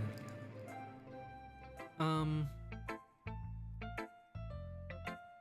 was a little more daring with this one than yesterday's. I can see that. It's a lot more metaphorical. I don't know if it's my fault, but I can't begin to imagine what this poem's about. That's right. It's a bit closer to my preferred writing style, using the poem as a canvas to express vivid imagery, conveying emotions through them. Yeah, if I take it at face value, then I can't even figure out what it's supposed to mean. Well, I think it's something that different people can relate to in their own way. I wanted to express the way it feels for me to indulge in my more unusual hobbies. It's those sorts of things I'm usually forced to keep to myself. So, I sometimes enjoy writing about them. Why do you keep them to yourself? Because they're embarrassing. Also, one sec shot. There we go. And people would make fun of me. Don't you have anything like that, Velocinator? Well, yeah, I guess I do. I feel like everyone has a little something like that. The best we can do is respect each other and our individualities. You know what I mean. Even if it's more difficult sometimes, and some things make us uncomfortable. After all, if I hadn't learned to embrace my own weirdness, I would probably hate myself. I might be ranting a little bit now. And I'm glad you're a good listener. Who should I show my poem to next? Let's see, hang on. Gotta take a sip of water. Think of it. Show it to Natsuki. Well, it's not really any worse than your last one, but I can't really say it's any better either. Whew. Huh? Who what? Well, anything that isn't a train wreck, I'll take as a win. And I get the feeling you're probably the most critical. Hey, what makes you... Wait, maybe that was a compliment? Glad to see someone recognizes my experience. Well then, keep practicing and maybe you'll be as good as me someday. That's, something tells me Natsuki completely missed the point. Come to think of it, this kind of reminds me of Sayori's poem from yesterday. Huh? You think so? Yeah, well I guess, excuse me. If you've been friends with her for so long, you might be on the same wavelength. You've never really struck me as her type. Sayori has a type all of a sudden? Well, I don't know, but honestly, how could someone so, fluffy spend so much time with someone like you? It's like she's dragging around a dead weight. Ugh, that was a bit unnecessary. But think of it this way: if it weren't for me, she would probably just fly away like letting go of a balloon. I'm kind of starting to get tired, chat. I'm sorry. You could say it's probably the heat. You could say we each take care of each other in our own way. Whatever it is, I don't get it. Oh yeah, I guess I'm supposed to show you my poem. Here. Amy likes spiders. You know what I heard about Amy? Amy likes spiders. Icky, wriggly, hairy, ugly spiders. That's why I'm not friends with her. Amy has a cute singing voice. I heard her singing my favorite love song. Every time she sang the chorus, my heart would pound to the rhythm of the words. But she likes spiders. That's why I'm not friends with her. One time, I hurt my leg really bad. Amy helped me up and took me to the nurse. I tried not to let her touch me. She likes spiders, so her hands are probably gross. That's why I'm not friends with her. Amy has a lot of friends. I always see her talking to people. She probably likes talking about spiders. What if her friends start to like spiders too? That's why I'm not friends with her. It doesn't matter if she has other hobbies. It doesn't matter if she keeps it private. It doesn't matter if it doesn't hurt anyone. It's gross. She's gross. The world is better off without spider lovers, and I'm gonna tell everyone. Anyway. Not bad, right? It's quite a bit longer than yesterday's. Yesterday's was way too short. I was just warming up. I hope you didn't think that was the best that I could do. No, of course not. Anyway, the message is pretty straightforward in this poem. I doubt I have to explain it. Sometimes you can explain complicated issues with much simpler analogies, and it helps people realize how stupid they're being. Like, anyone would agree that the subject of the poem is an ignorant jerk. Do you know people like that? Of course. It's about how everyone thinks that doesn't matter. It can be about anything. I wrote it to be easy to relate to. Everyone has some kind of weird hobby or guilty pleasure. Something you're afraid of, afraid if people find out, they'd make fun of you or think less of you. But that just makes people stupid.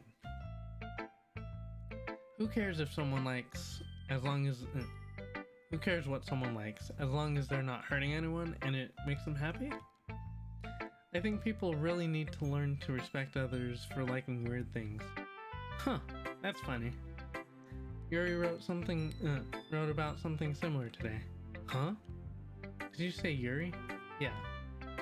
She said her poem was about an unusual hobby of hers. I didn't really get it, but she said something similar to you. That people shouldn't make each other feel insecure about those things. Really?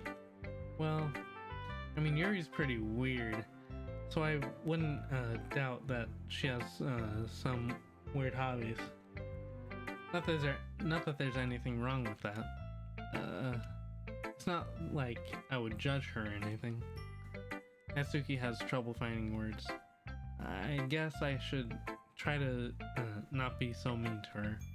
If she feels insecure about her weird behaviors and stuff. I mean, I always hate people who make me feel insecure. Yuri made me feel insecure yesterday. But the way you put it, it sounds like she's learned her lesson. Well, I would say so. Even if her writing style is really different, I'm sure she'll appreciate the message in your poem. It's what I do best after all. I don't like writing unless there's a good message to take away from it. Like, conveying emotions is important, but I want to make people think, not just feel. Remember that. I'm gonna write a good one for tomorrow, so look forward to it. Alright, let's show Sayori. Ooh! I like this one, Velocinator. Has some nice feelings in it. Ah, I'm glad. Still though, your tone makes it sound like you liked yesterday's poem better. I guess you caught me. Sometimes you know me a little too well for my own good. Well, don't just try to be nice about it. If I'm doing a bad job, then I'd rather just hear it. You guys didn't hear that? No. I still like this one, I promise. You know I wouldn't lie to you, Velocinator. Never ever. Yeah, I guess so. What made yesterday's poem so great compared to this one then? Well, I'm not very good at figuring out if poems are good or bad, but that's why I just go by my heart. If it makes me feel things, then it must be a good poem. I'm not sure that's exactly how it works. Then again, I guess conveying feelings is a pretty important part of this whole thing. Yeah, maybe. Hang on.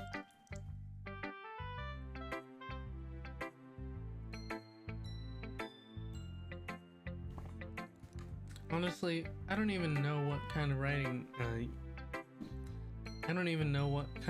you like in the first place. Yeah, me neither. Ugh. Why don't you at least try giving it some thought? Aw, you want to write something for me? That's so sweet. Yeah, right. You're always thinking about other people. You need to think about yourself once in a while. If you don't, you might end up getting hurt at one point. Eh? Well, I don't really know what you mean, but I'll try to keep it in mind. Well, whatever. Anyway, let's see. I guess I like happy poems. Wait, sometimes I like sad poems too. Sometimes a little bit of both. There's a word for that, right? What's the word I'm looking for? Melancholy. Bittersweet. Okay, that works too. Yeah. I like things that are happy and things that are sad. Happy and sad? I can't see you liking something sad, Sayori. Well, I like happy the most, but sometimes when you have a little rain cloud in your head, a sad poem can help give the rain cloud a little hug. Make a nice happy rainbow. Sayori, that's unexpectedly poetic. Eh, it is? Maybe I'm getting better at expressing my feelings after all. Thanks, Velocinator. I should go write that down then. You can read my poem, okay? Bottles. I pop off my scalp. Why? This doesn't sound right. There we go.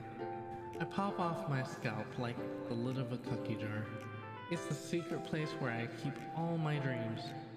Little balls of sunshine, all rubbing together like a bundle of kittens.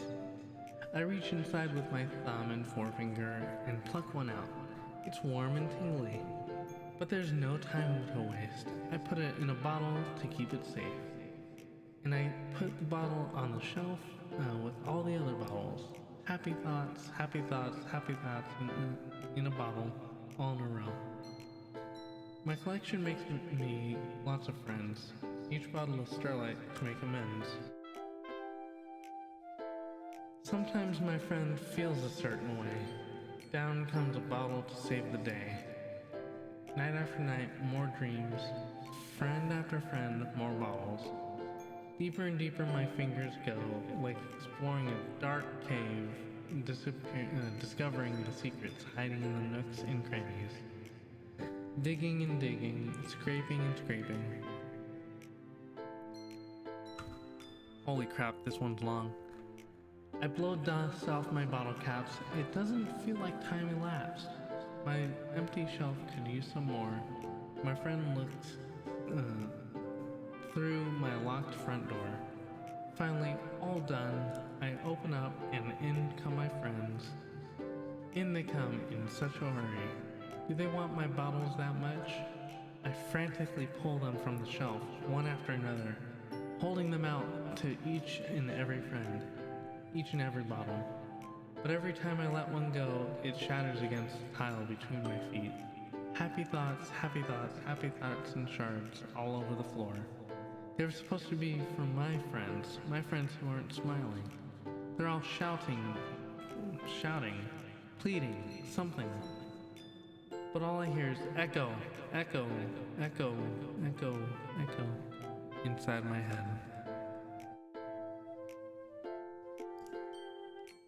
Holy crap! Sorry, did you really write this? Of course I did. Didn't I tell you yesterday that I was gonna write the best poem ever? Yeah, but I mean, I didn't expect something like this coming from you. Monica taught me a whole lot. Why did I read that so weirdly? And you've been really getting, and I've been really getting in touch with my feelings recently. I see that. It's almost kind of creepy. Creepy? Well, not exactly. Maybe because I'm so used to you being cheerful. Well, never mind. I'm thinking too hard about it. The point is, it came out good, so you should be proud of it. Aw, thanks. I feel like I was meant to express myself this way. It even helps me understand my own feelings a little bit better. Writing is like magic. You've gotten pretty passionate about this, huh? I hope you keep it up. Yeah. Writing's the best. I'm gonna keep writing until I die. Don't get ahead of yourself. Sorry's always had a habit of getting obsessed with something before dropping it no more than a week later. This is actually me when I stream and play games. I wonder if this is one of those times. But seeing the passion in her eyes makes it hard for me to be pessimistic. Gee, I wonder who I should show it to. Hi again, Velocinator. How's the writing going? Alright, I guess. I'll take that. As long as it's not going bad. I'm happy you're applying yourself. Maybe soon enough you'll come up with a masterpiece. I wouldn't count on that. You never know. Want to share what you wrote for today? Sure, here you go. I gave my poem to Monica. Alright, great job, Velocinator. I was going ooh in my head while reading it. It's really metaphorical. I'm not sure why, but I didn't expect you to go for something so deep. I guess I underestimated you. It's easiest for me to keep everyone's expectations low. That way, it always counts when I put in some effort. That's not very fair. Well, I guess it worked anyway. You know that Yuri likes this kind of writing, right? Writing that's full of imagery and symbolism, unlike Sayori, who likes using simple and direct words to describe happiness and sadness. Yuri likes it when readers are left to derive their own meanings out of it. It's very challenging to write like that effectively, both allowing people to get something out of it by just by feel, or letting them deeply analyze all the nuances. It can take years of practice, which I'm assuming Yuri has at this point. I've never really asked though. I'm sure I'm nowhere near her level yet. Don't worry so much about that. You do your own thing. Just keep exploring and learn by trying new things. But anyway, you want to read my poem now? I like the way this one turned out, so I hope you do too. Alright, let's take a look. Save me. The colors, they won't stop. Bright, beautiful colors. Flashing, expanding, piercing. Red, green, blue. An endless cacophony of meaningless noise. The noise, it won't stop. Violent, grating waveforms. Squeaking, screeching, piercing, sine, cosine, tangent. Like playing on a chalkboard on a turntable. Like playing on a vinyl of pizza crust. An endless poem of meaningless. Load me.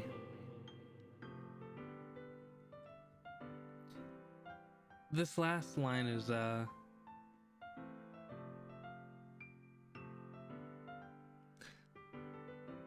you know, This poem is a little sus.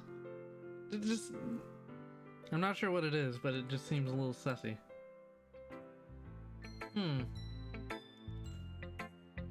It's even more abstract than your last one, huh? I guess it's just the way I write. I'm sorry if you don't like it. No, I never said that. It's just the kind of thing I've never really seen before, I guess. I kind of like playing with my space on the paper. Choosing where and how to space your words can totally change the mood of a poem. It's almost like magic.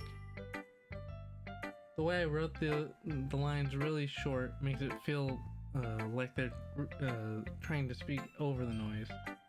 I see. Still hard for me to tell what it's about, though. Sometimes asking what a poem is about isn't the right question. A poem can be as abstract as the physical expression of a feeling, or a conversation with the reader. Why is she staring directly at me? Thoughts, chat? So putting it in that way, not every poem is about something. Anyway, here's Monica's writing tip of the day. Sometimes you'll find yourself facing a difficult decision. When that happens, don't forget to save your game.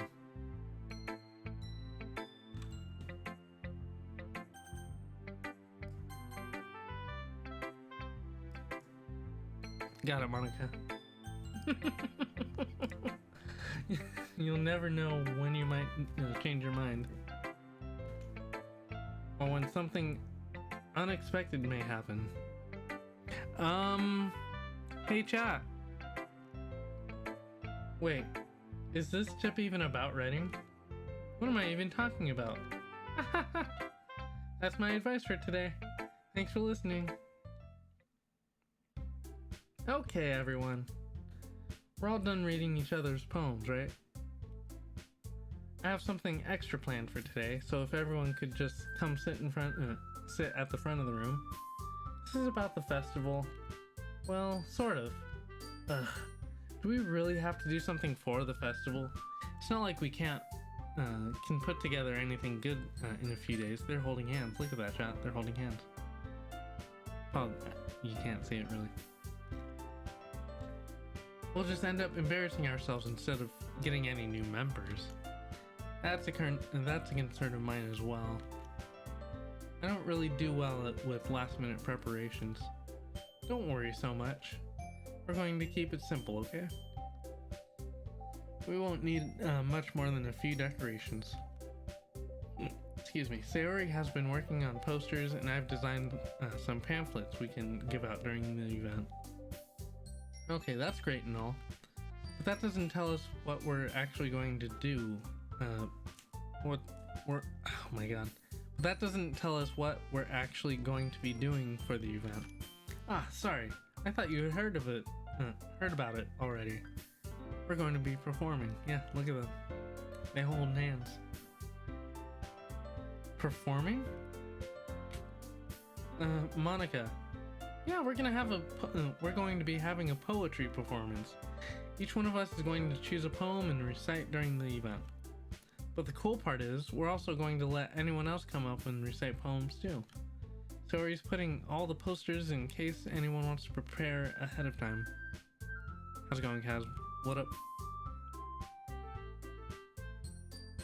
That's uncensored hand holding, I'm sorry.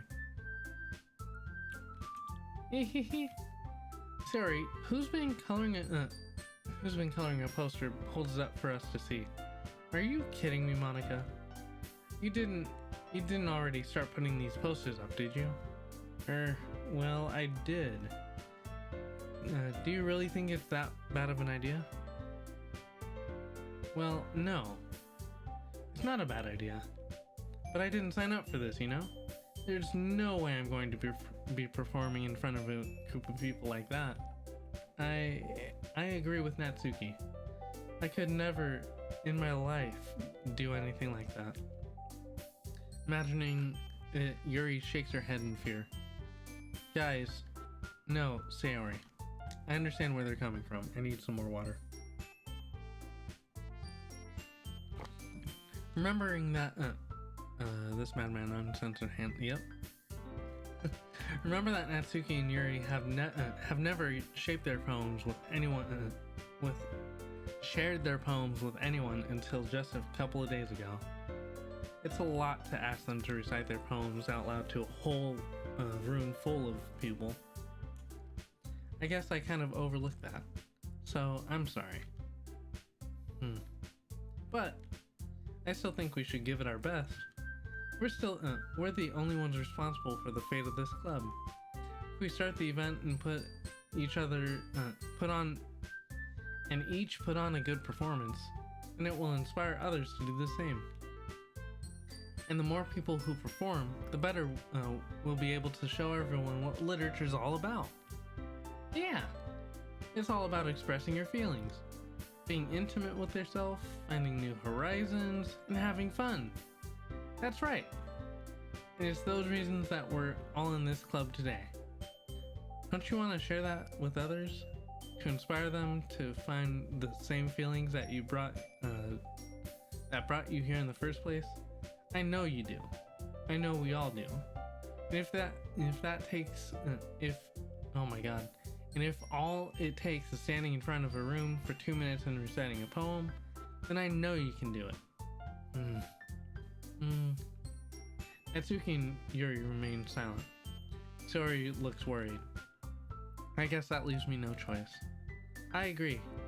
I don't think it's too much to ask. I think that Sayori and Monica have been trying really hard to get new members. The least we can do is help them out a little bit. Well, maybe, but it looks like Natsuki doesn't have any arguments left. Okay, fine. I guess I'll just have to get over with it. Alright. Whew. Thanks, Natsuki. What about you, Yuri? Yuri dejectedly glances around at everyone else's expectant faces. Ooh, excuse me. I guess I don't really have a choice. That's everyone. You're the best, Yuri. This club is seriously going to be the death of me. Oh gosh. You'll be fine, Yuri.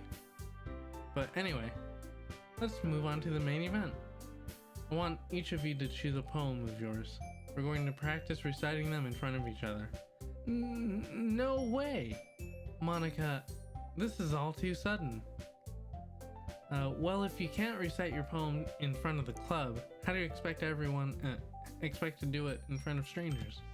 Oh no. Don't worry. I'll start off to help everyone feel a little bit more comfortable. Can I go next? Of course. Now let's see. Oops, sorry, I didn't read that. I just kind of read that to myself. She then stands behind here. Fine. Where's the history button?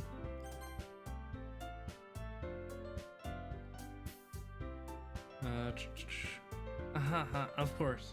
Now let's see. Monica flips through her notebook to the specific poem she had in mind for herself. She then stands behind the podium. The title of this poem is The Way They Fly.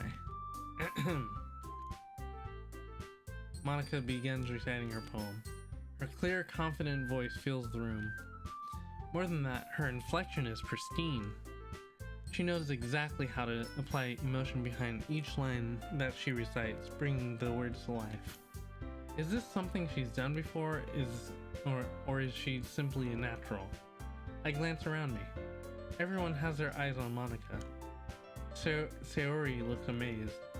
Yuri has an intense expression on her face that you don't understand. Finally, Monica finishes she finishes reciting it. The four of us applaud. Monica takes a breath and smiles. That was so good, Monica. Thank you so much. I was just hoping to set a good example. Are you ready to go next, Sayori? I'll go next. Yuri's fired up all of a sudden. Yuri clutches a sheet of paper between her hands and stands up. Keeping her head down, she walks quickly over to the podium. This poem is called Yuri anxiously glances at each of us. You can do it, Yuri. It's called After Image of a Crimson Eye. Yuri's voice shakes as she starts reading her poem. Just moments ago, she practically refused to do this. Why is she suddenly putting in so much effort? As Yuri gets past the first couple of lines, her voice changes. It's almost like what happens to Yuri gets absorbed. It's almost like what happens when Yuri gets absorbed into her books.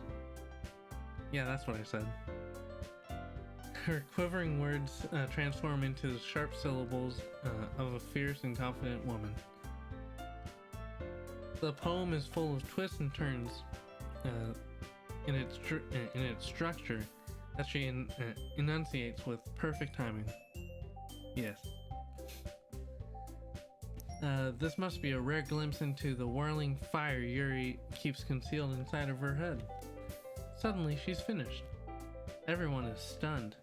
Yuri snaps back into the reality and glances around her as if she's bewildered even herself. It's up to me to save this situation. I'm the first to begin applauding. Everyone joins me afterward, and we give Yuri the recognition she deserves. It's not that we didn't want to applaud for her.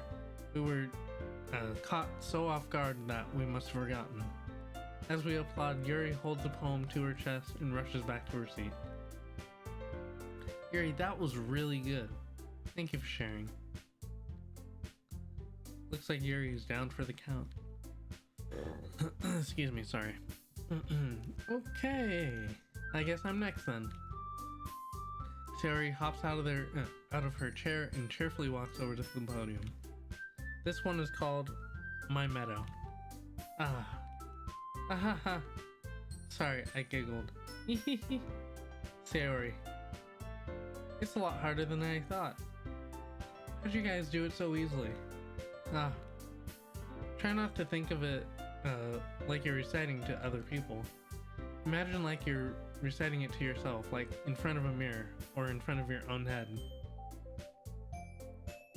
It's your poem, so it'll come out best that way. I see. Okay then. Sayori begins her poem. Somehow it feels like her soft voice was made as a perfect match. The poem isn't aimlessly cheery like Sayori is. It's serene and bittersweet. If I were to read this on paper, I probably would not think much of it, but hearing it come from Sayori's voice almost gives it a whole new meaning. Maybe this is what Sayori meant when she said she likes my poems. It's like I get to reach more deeply into someone, and I thought I knew though, through and through. Sayori finishes and we applaud. I did it! Good job, Sayori. Even Velocinator liked it. I guess that's a good sign. What does that even mean? It came out nicely, Sayori. The atmosphere of the poem fits you really nicely. But it might be that other poems didn't work quite as well as with that kind of delivery. I don't really understand. In other words, I've seen I've seen poems of yours where that sort of gentle delivery wouldn't work as well. You might need a little more force in them depending on what you're reading. Oh, I know what you mean.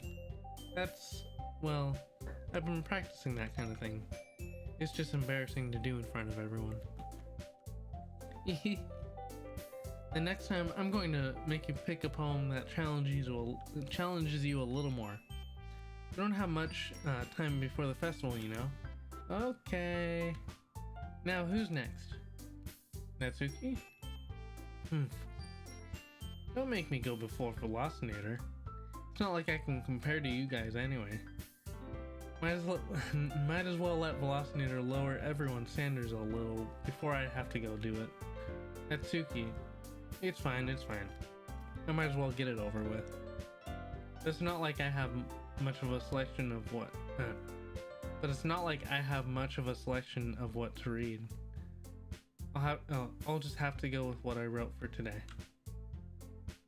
I stand up and step in front of the podium. Everyone has their eyes on me, making me feel terribly awkward. I recite my poem. So, since I'm not exactly confident in my own writing, it's hard to put energy into it. Despite that, once I finish, I receive applause anyway. Sorry, I'm not as good as everyone else. Don't worry about it so much. It's less about your abilities and more about your lack of confidence in your writing. Oh. That's something that'll improve over time though. Yeah, maybe. Alright then. That just Excuse me. That just leaves you, Natsuki. Yeah, I'm going. Exactly, I guess. Natsuki begrudgingly gets out of her seat and makes her way to the podium. The poem is called... Why are you all looking at me? Because you're presenting.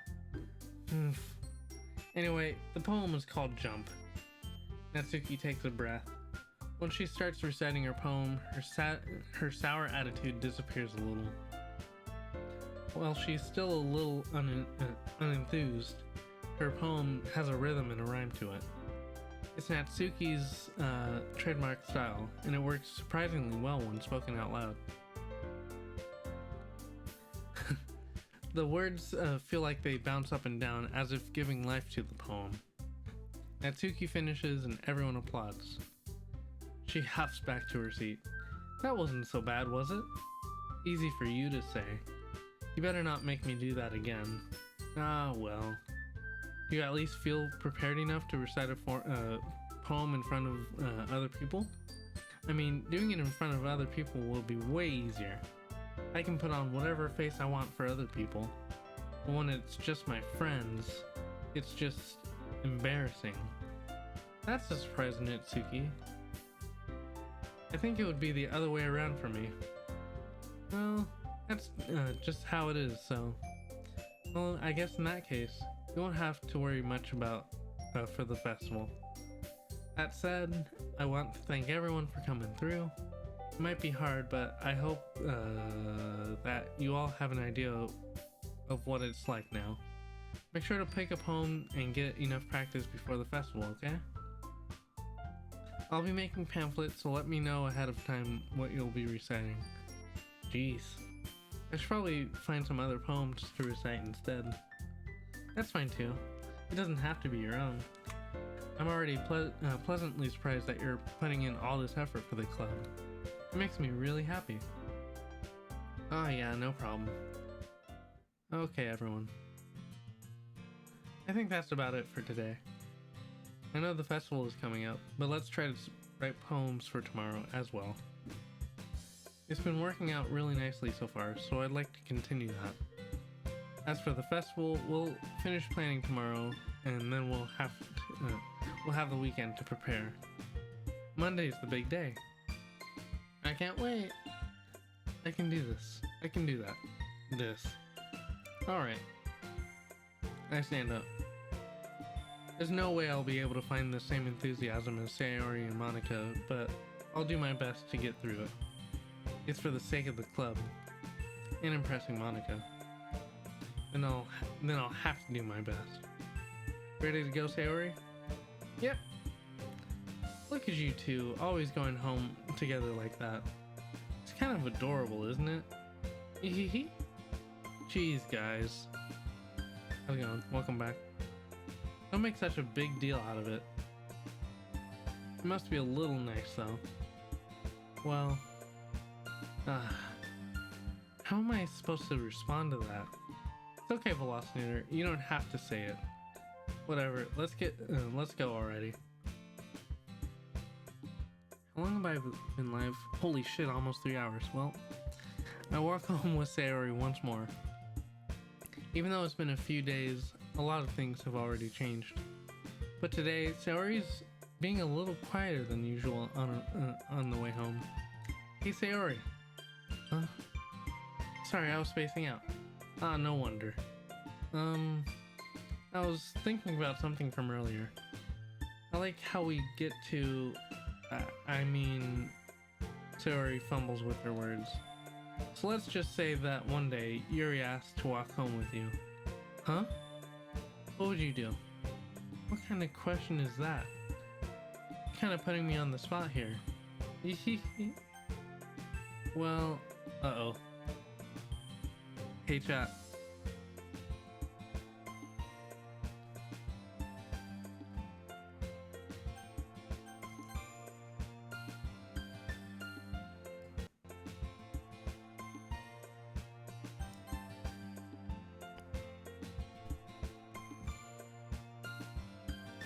I mean, she's just my neighbor. But Yuri, I don't know.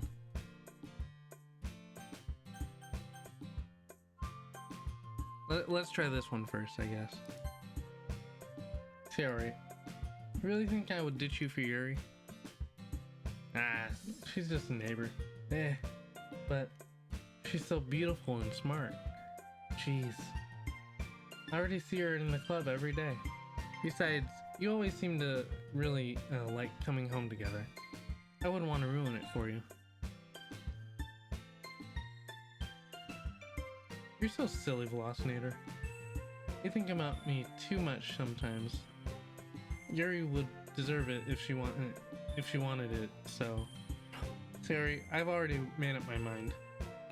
I really can't figure you out sometimes. Sorry. Excuse me, chat. I'm sorry. Besides, what's the point in speculating something that's never going to happen? The conversation trails off. Okay, let me just see. Let me just see what. Yes. Wait, shit.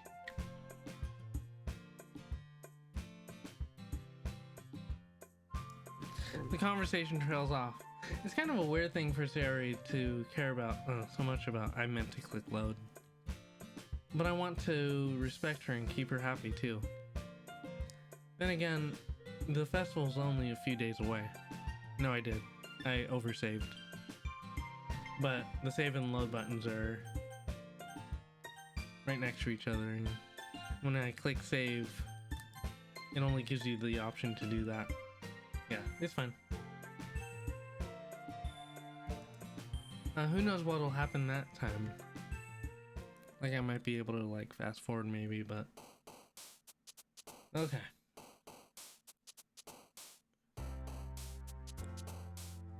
So let's see. Who should we make happy here, chat?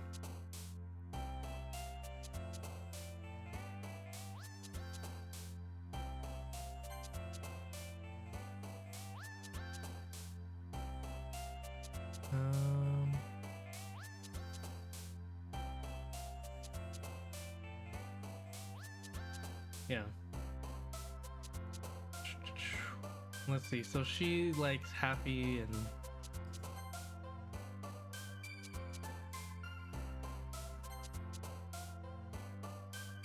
sad stuff.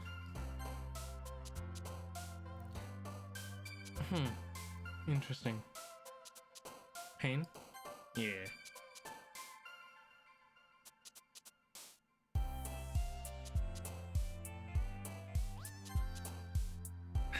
I'm accidentally making her happy. Well, not making her happy, but you know what I mean. Sunset? Yeah. Grief.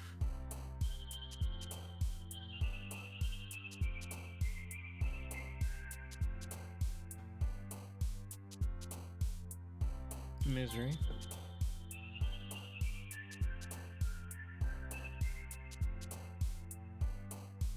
Empty. Love. Kawaii. Just because, you know, might as well toss that in there.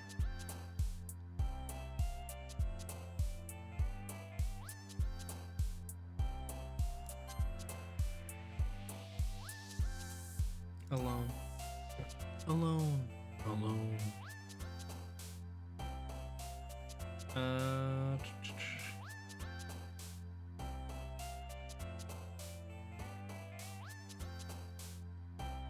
frightening? No. Shit. Well, that's fine.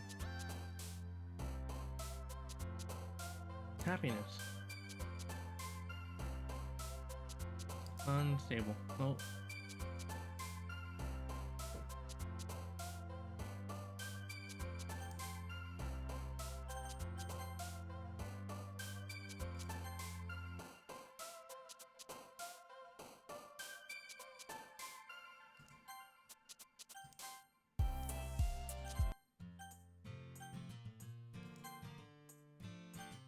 Hang on. Let me load.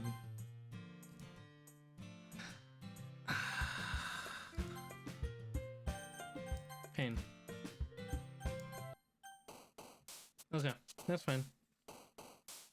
Just had to see. Graveyard? Shit.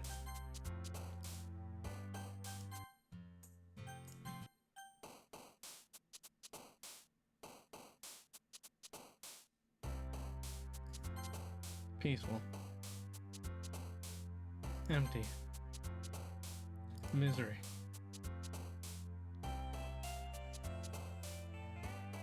She likes happy and sad things, so. Sunny. Fear.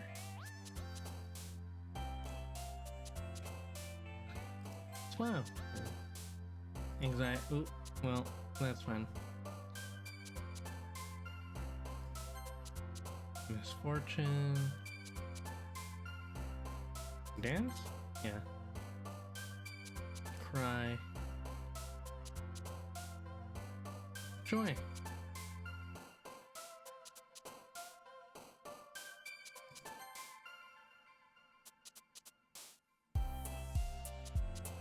Sing. Love. Alone. I know Doki Doki is her word. Hopeless?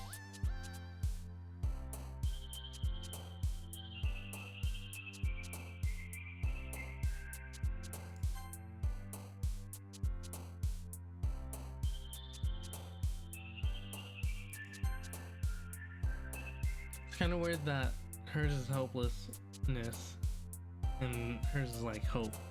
Kind of weird.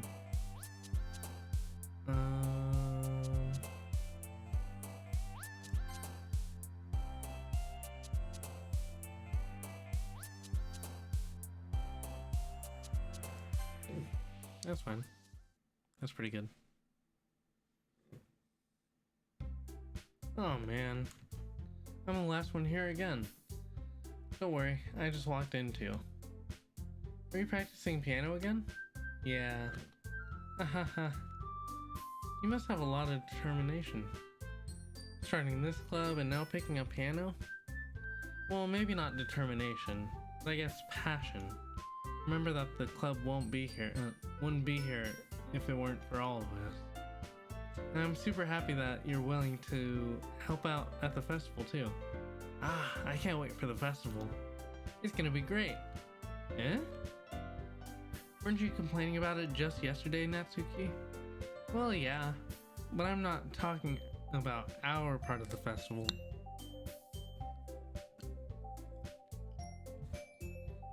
But it's a whole day of school where we get to play and eat all kinds of delicious food is what I meant to say. You sound a bit like Sayori all of a sudden. Monica, do they usually have fried squid? Squid? So that's a pretty specific thing to look forward to. Oh, come on. Are you saying you don't like squid? You of all people? Eh? I didn't say I didn't like it. Besides, what do you mean by you of all people? Because it's right in your name. Mon Eka. That's not how you say my name at all. Also, that joke makes no sense in translation. Huh? Ah, never mind.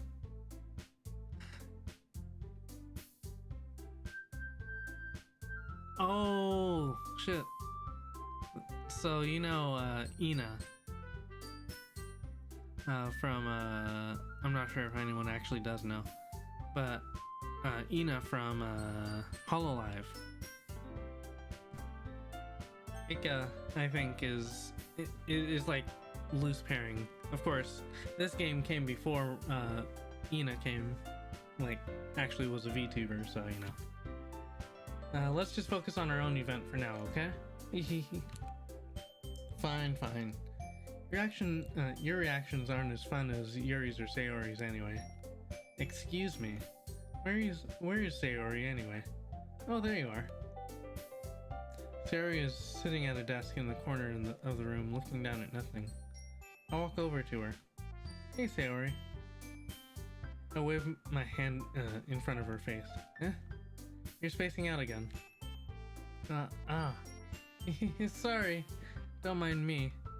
You can go talk to everyone else. Huh? Is everything alright? Oh, of course. Why wouldn't it be? It just feels like you're a little off. Sorry for assuming things. Geez, you worry too much about me. I'm fine, see? Sorry, shows me a big smile. Don't let me distract you from having fun with everyone. Well, alright. If you say so. I worriedly glance at Sayori before turning back toward everyone else. But the conversation is already dispersed, with everyone back to at their usual activities. Maybe if I should ask Monica if she's noticed anything about Sayori recently. Since they've been preparing for the festival, they must be spending a lot of time together. I timidly approach Monica, who is shuffling through some papers at her desk. Velocinator, what's up? Hey, this might sound a little strange, but have you noticed anything up with Sayori recently? Anything up with her? In what way do you mean? Maybe I'm reading into it a little much, but she seems a bit downcast today. Oh, you think so? Can't say I've noticed anything about her. Monica peers across the desk at Sayori, who's idly dragging a rubber eraser up and down her desk. Maybe there is something on her mind. I'm surprised I'm not the one asking you, Velocinator. You certainly know her a lot better than I do. Yeah, but she's never really like this. She always talked to me about things that bothered her. But this time, when I asked her, she was really dismissive. Sorry, I know it's not your problem. I just wanted to ask if you knew anything, so I'll drop it now. No. It's important to me too. I mean, I'm also friends with her. And I also care about the well-being of my club members, you know? Maybe I'll try talking to her myself. Are you sure about that?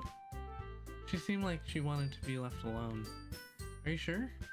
Maybe she just had a hard time bringing it up to with a person of interest. Person of interest? What do you mean by that?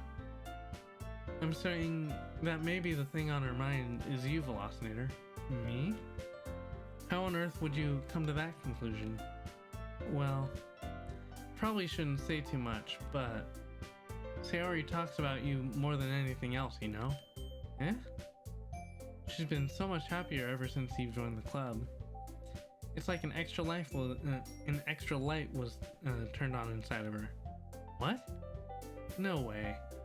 Sayori is always like that. She's always been full of sunshine. It's not any different now than it always has been. You're so funny, Velocinator. Have you thought that maybe you've always seen her as so cheerful because that's just how she is when she's around you? I said too much. I'm sorry, what do I know anyway? I didn't mean to jump to conclusions, so you should just forget about what I said. I'll try to talk to her, so try not to think about it for now. Alright. Monica smiles meaningfully. I know she said to forget about it, but I already know that I won't be able to get her words out of my head. Monica stands up from her desk and walks across the room to where Sayori is sitting. I watch her kneel down next to Sayori and gently talk to her. but she's keeping her voice so quiet that I can't hear her from here. I sigh and sit myself down. I know Sayori told me not to worry about her, and to have fun with everyone else. But that's impossible to do when she's behaving like this. Exactly how much do I care about her that I'm letting this weigh me down so much? Now it feels like I'm the one behaving out of the ordinary. There's nothing I can do besides wait for Monica. Why does it feel like I'm being watched? I glance around the room. Suddenly, I notice Yuri peering at me from over her book. But she looks away just as quickly with a flustered look on her face. I realized that she wouldn't. I realized that she won't get anywhere like this. Never really seen Yuri approach anyone or start a conversation on her own accord, so I have no choice but to approach her myself. By now, it's a little easier for me to do that. I stand up from my desk and sit in the one next to her own. I didn't mean to bother you or anything. I know I was just about to talk like William Shatner. Relax, you didn't even do anything. But I can tell you wanted to be alone with your thoughts. Alone with my thoughts? How were you even able to tell that I was thinking like that? Well, it's something I do a lot, so it wasn't hard for me to spot based on your posture and expression. Not that I was staring or anything. I didn't do anything creepy like that. In any case, I guess you were right. I'm sorry if I caused you any concern. Don't apologize. Troubles are only the concern of those who willingly share in that concern. Of course, there are certainly those who find the most comfort in keeping to themselves. Excuse me. But if you would prefer to share what's on your mind, then I would be glad to listen. It's not really that big of a deal. I was just feeling a bit uneasy about Sayori. Sayori? Yeah, she seems a little off today. When I asked her about it, she didn't want to admit it to me. So I can't help but wonder if something happened to her. Oh?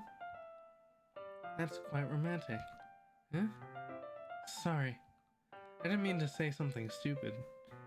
It's not like that. I just didn't want you to misunderstand. Sayori and I have just been friends for a long time, that's all. Ah, I see. Then perhaps it is unusual for her to be so dismissive to you about her feelings. Or maybe I'm reading into it a little bit too much. Velocinator, the world is full of meaning, often hidden deep beneath plain sight.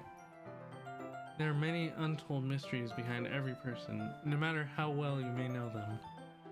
Ah, so you think there might be something behind it after all?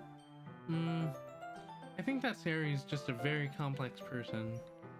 Her mannerisms on the outside don't always match what may be going on the inside of her head. And she may not always know what she wants. I noticed her strange behavior today too, and I also feel some concern for her. But in your case, it looked like she was fully occupying your thoughts, wasn't she? Well, I guess that was the case. Sayori, she means a lot to you, doesn't she? I guess. But you don't need to put it that way. We're just good friends, that's all. Yuri suddenly looks deeply into my eyes.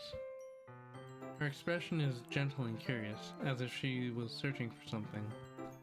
Embarrassed, I avert my gaze. Sometimes a person's mysteries are untold even to themselves, and you, as someone honest and caring, may uncover feelings you weren't aware were in you.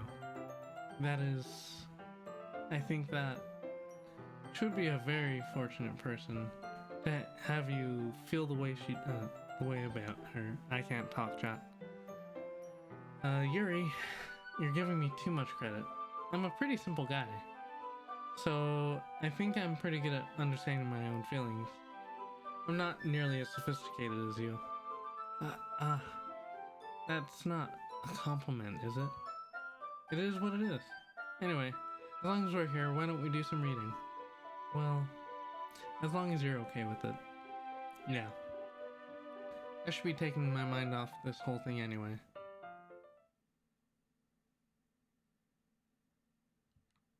Okay, everyone. After some time passes, Monica calls out to the club room. Why don't we share our poems now? Before I knew it, everything was back to normal. Everyone goes to retrieve their poems, and I do the same. I make eye contact with Monica, and she smiles at me. Wonder what she was talking about with Sayori. Alright, we're going straight for it, chat. We're going to talk to Sayori first. This is your best one so far. It's really nice, Velocinator. Thanks. Mm-hmm. Sayori, you've been a little quiet today. Is everything alright? Eh? Of course. Everything is fine. Maybe I'm just a little tired today. Hehe. You want to nap or something? No, that's silly. Don't worry about me, okay? I only want to see the smiles on your face. Well, alright. Hey, Velocinator. I'm still a little surprised. I really thought that you would try writing your poems like the way that Yuri does. Or even Natsuki. But in the end, yeah? I guess you're the one who likes this one the most. Why? You don't want to get closer with everyone else? Wait. Of course I do. That doesn't mean I need to try so hard to impress them. I still understand you the most, Sayori. I know you have to sometimes put up with me. And I have to sometimes put up with you. But we have a wavelength or something. And this is how the poem came out. Sometimes it feels like you're the only exciting thing in my life. So sometimes it's just easier to write when thinking about you. Sayori? No. Velocinator. I don't deserve this. You're too nice to me. Why are you doing this?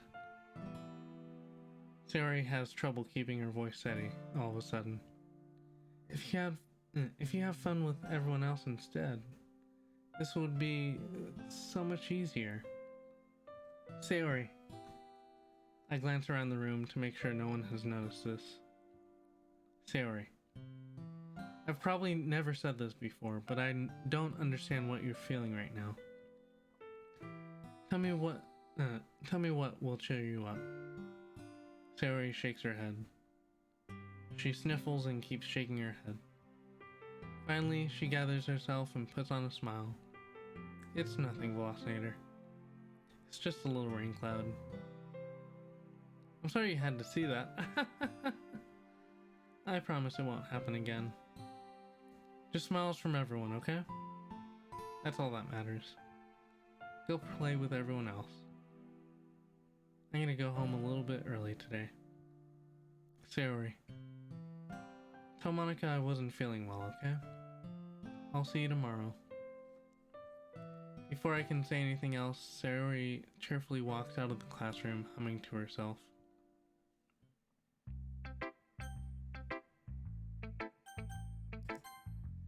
Man. Hi, Velocinator. Have you thought about what you want to submit to perform at the festival? Well, being in this club is one thing, but performing in front of a bunch of people, I'll have to give it some more thought. Okay, no pressure. Whatever you do, I'm sure it'll turn out great. It'll also make me happy to see. Anyway, let's take a look at today's poem. Sure. I let Monica take the poem I'm holding in my hands. It's pretty good. Makes me think about Sayori, like the one, excuse me, like the other one that you wrote. You two are like the dynamic duo. That's kind of exaggerating it. Yeah, probably. But you do spend a lot of time with her even in this club, don't you? Then again, I don't blame you for being a little shy. I'm not shy, it's just... I'm just teasing. I know it takes a bit of time to make friends with everyone. But you and Natsuki are super interesting people, so don't be afraid to give them their share of time. And you can talk to me every now and then too. I'm not like unapproachable or anything, am I? Ah, no, it's nothing like that. I'm just still getting used to being here, that's all. Yeah. I'm sorry if I was putting pressure on you or something. I really didn't mean it like that. No, don't worry. I get what you're saying. Well, alright. Anyway, I'll share my poem with you now, alright? Alright. The Lady Who Knows Everything. An old tale tells of a story An old tale tells of a lady who wanders Earth. The lady who knows everything.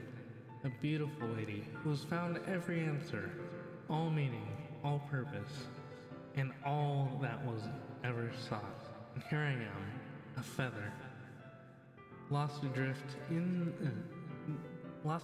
the sky, victim of the currents of the wind. Day after day I search. I search with little hope, knowing legends don't exist. But when all else has failed me, when all others have turned away, the legend is all that remains. The last dim star glimmering in a twilight sky.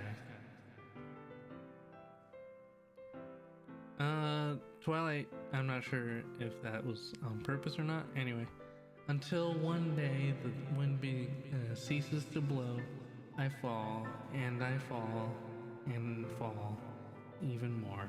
Gently as a feather, a dry quill, expressionless.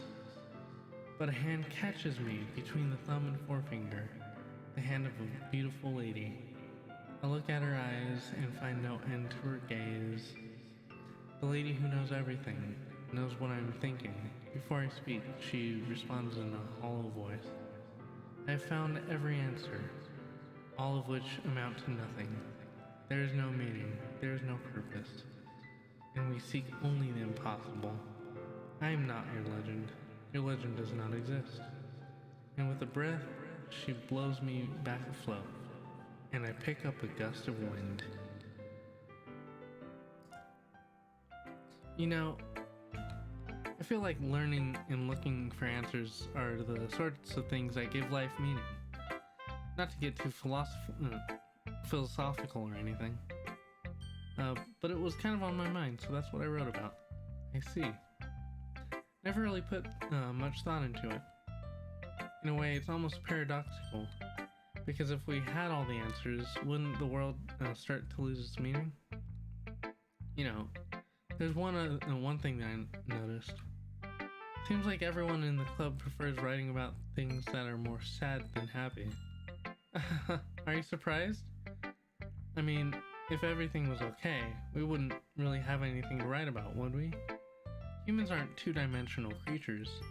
I think you'd know that better than anyone. You mean one-dimensional? Yeah, that. Anyway. Here's Monica's writing tip of the day. Are you ever too shy to share your writing because you're afraid it's not good? It can be really disheartening to get a lukewarm response to something you put so much into. But if you find other people who enjoy writing, then sharing becomes a lot easier. Because instead of just telling you that your writing is good or okay or bad, they want to focus more on everything that went into it and the things you can work on. So much more encouraging that way, and it will make you want to continue improving. It's almost like having your own little literature club, don't you think? That's my advice for today. Thanks for listening.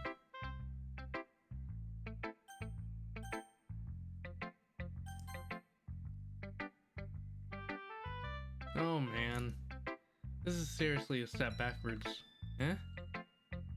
I liked your last two way better than this way.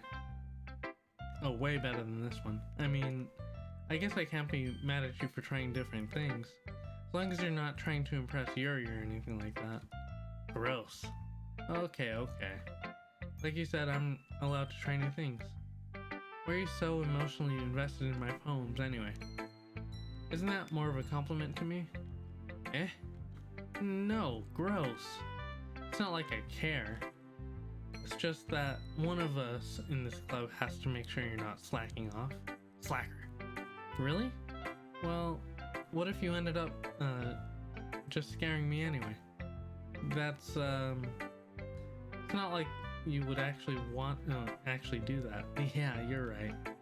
It's kind of fun to hang out here, even if I have to put up with you. Gah. Wait, hang on. I've had practice with this. Clip this for Fooly, by the way. Fooly, if you don't know, is from Trihex's Discord. Yeah? Anyway. Natsuki's elbow connects with my stomach. Oh. Maybe I won't mind scaring you away after all. I was just joking. Oh, I know. Don't worry, I was too. How the hell do you call that a joke? That seriously hurt. Well, maybe it was funny to her. I guess that's kind of the point. I should really just watch my mouth around Natsuki. Anyway, Natsuki holds her poem out to me like nothing even happened. I'll be your beach. Your mind is so full of troubles and fears that diminished your wonder over the years. But today I have a special place, a beach for us to go. A shore reaching beyond your sight, a sea that sparkles with brilliant light. The walls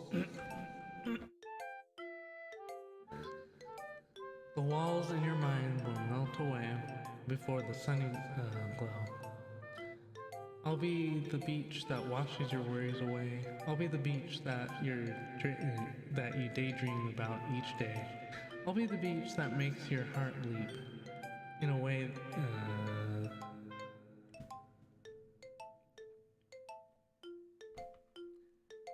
way you thought that left you long ago. Let's bury your heavy thoughts in a pile of sand, bathe in the sunbeams, and hold my hand. Wash your insecurities in the salty sea. Let me see you shine. Let's leave your memories in a footprint trail. Set you freely in my windy sail. Remember the reasons you're wonderful when you press your lips to mine. I'll be the beach that washes your worries away. I'll be the beach that you daydream about each day. I'll be the beach that makes your heart leap in a way thought had left you long ago. But if you let me by your side, your own beach, your own escape, you'll learn to love yourself again. Yeah. Felt like writing about negative things, so I wanted to write something with the night. I felt like I kept writing about negative things, so I felt like I wanted to write something with a nice message for once. Besides, the beach is awesome. Kind of hard to write anything negative about the beach. So I decided to write about the beach first, and then came up with the message later. Yeah, well, it's only because of what happened yesterday. I mean, after Yuri and I realized we kind of wrote the same thing. She wanted to pick a topic and have us both write about it or whatever. You can really see her doing that too. Making us write about a simple topic, then trying to impress me by coming up with something all fancy. Well, it's not like I care. I just did it anyway. I mean, I guess mine ended up being kind of metaphorical too. But there's nothing wrong with doing that every once in a while. At the very least, it was good practice. Alright. Well done, Velocinator. You've definitely improved your writing over the course of these few days.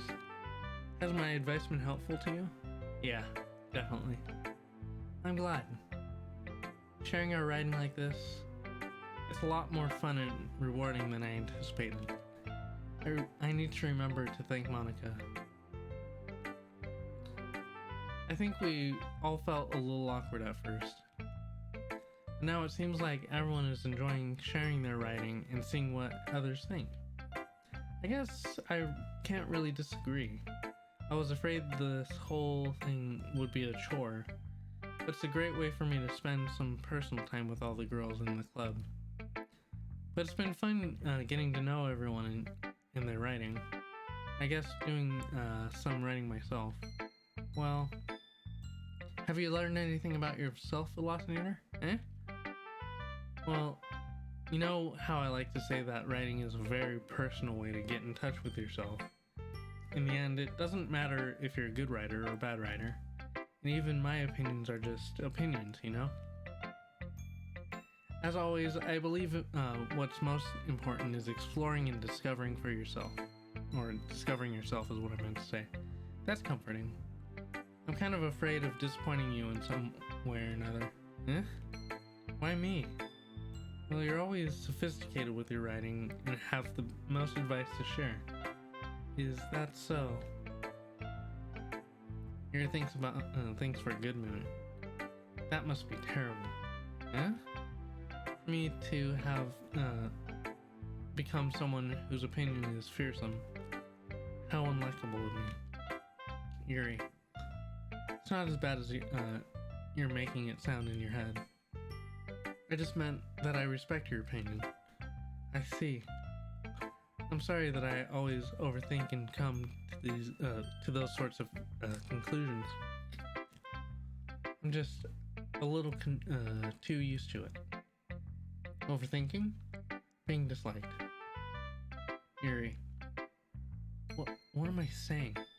I'm sorry, I didn't mean to bring that up. Let's move on. Alright. You're just gonna move on from that?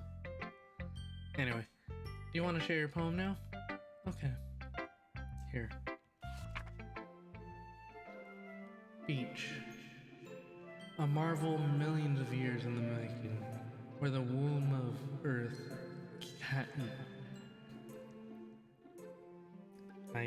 chaotically meets the surface. Honestly, I just hate fucking... I hate cursive. Meets the surface. Under a clear blue sky, an expanse of bliss.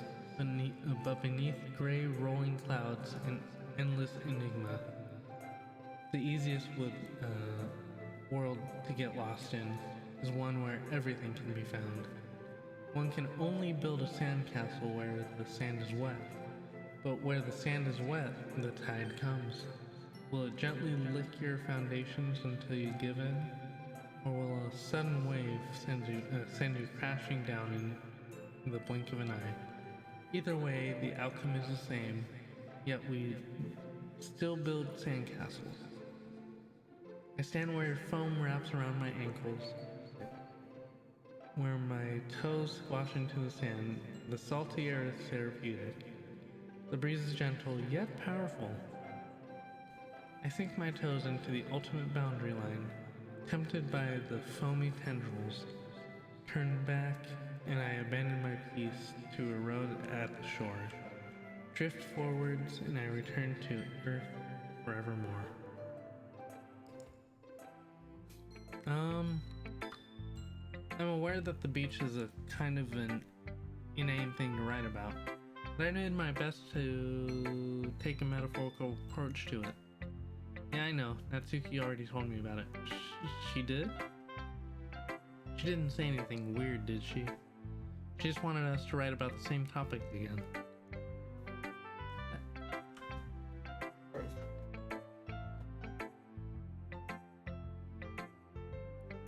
I suppose to better compare the differences in our writing styles, or thought processes. Anyways, it was her idea. Knowing her, it's no surprise that she wanted to do something like that. She probably just wants to show off.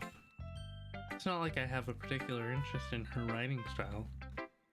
I just went in with her request. But, well, I suppose it's not so bad to write about something simple on occasion. It can be refreshing, you know? It's good for me to calm my thoughts once in a while. Yeah, I think I agree, not disagree. Thanks for sharing. Okay, you three. Well done sharing poems, right?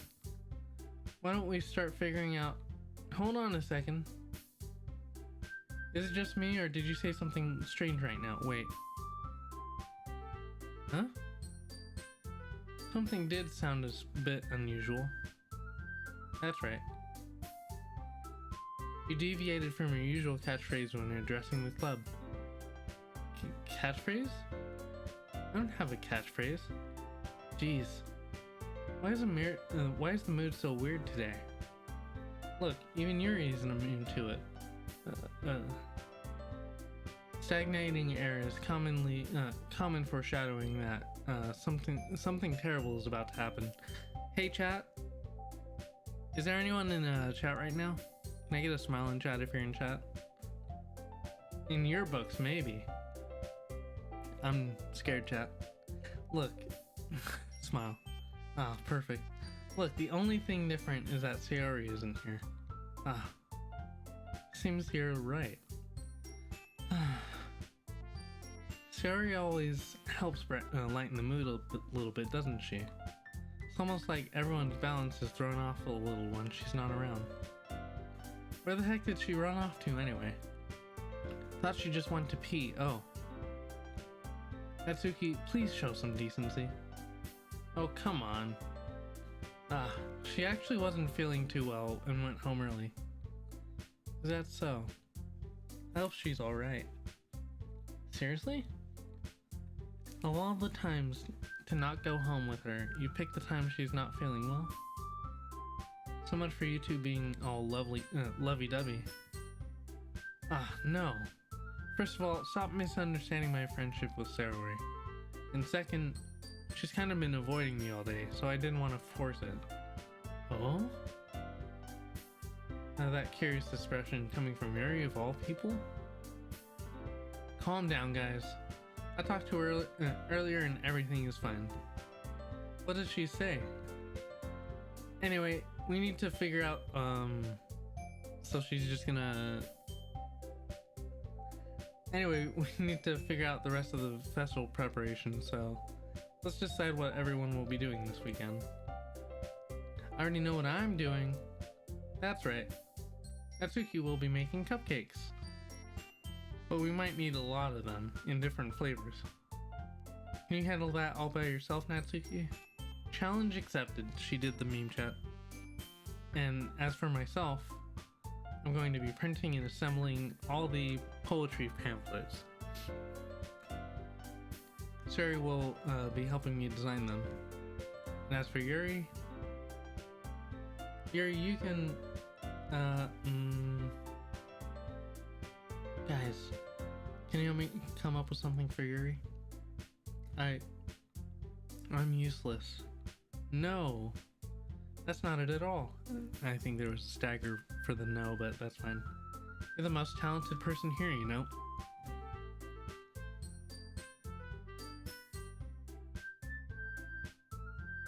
Okay, sorry. I just had a little bit of phlegm. You're the most talented person here, you know? Now Natsuki's pouting too? Jeez, even I can tell now. I guess I'll never give Sayori enough credit. Yeah, what's up, Doc? But I can tell things are even harder on you when she's not around. That may be the case, but if I can't also be a leader on my own, then I won't grow as a person. So Yuri, you have beautiful handwriting, you know? So you should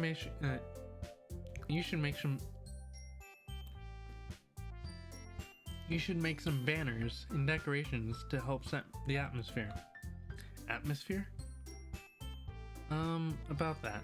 I love atmosphere. Yuri's expression suddenly changes as she stares at her desk in focus and starts nodding to herself. Mine's already racing, I see. That's great. It'd be a wonderful help, Yuri. But anyway, that just leaves you, Velocinator. The one who is truly useless. Don't say that. In fact, both Natsuki and Yuri have some pretty heavy tasks to handle.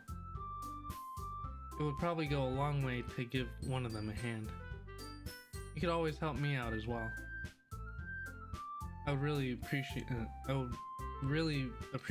of that.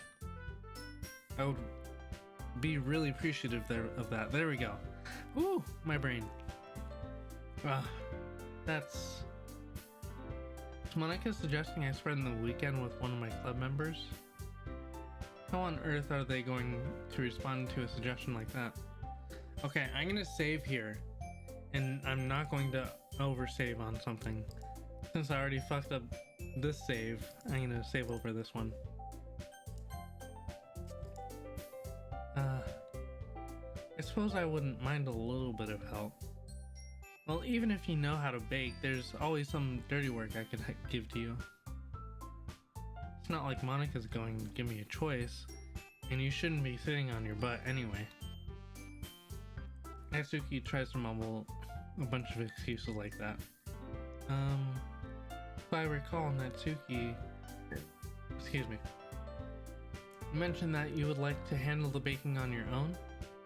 Velocinator may not be like to be around if you only make him out to be a nuisance, so therefore, he may be more suited to assisting with the decorations. Hold on, I never said that. She did actually. Can't confirm. How hard can it be to make a few decorations anyway? Sounds like you're just making more excuses for Velocinator to... What are you saying? Yeah, oversaves over the precious save, so yep, exactly. It'll be extremely meticulous work. And baking isn't? Just what do you think? Guys, let's settle down for a moment. In the end, I think it's up to Velocinator to decide how he'd like to contribute. Besides, he hasn't really gotten the chance to spend any time with me, you know? So I'm sure he's interested in... You literally just said, I'm surprised as well. Sorry. I'm just saying though. Jeez. Can you just sell this already? Yeah. Velocinator, you're okay with this, right? In the end, it's up to you. I'm gonna resave over that other save so I can... Yeah. Of course. Very well. In that case...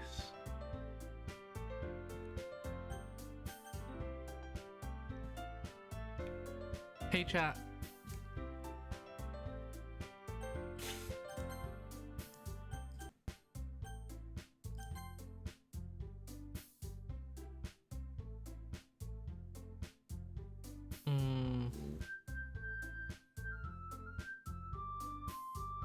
Man, this is tough.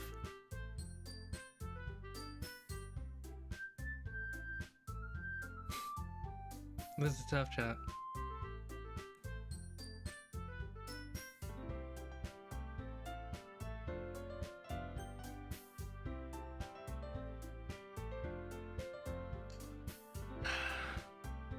I kind of want to go with my waifu. And I did save at this screen, so I can always go back to this, right? And just as long as I don't oversave on it.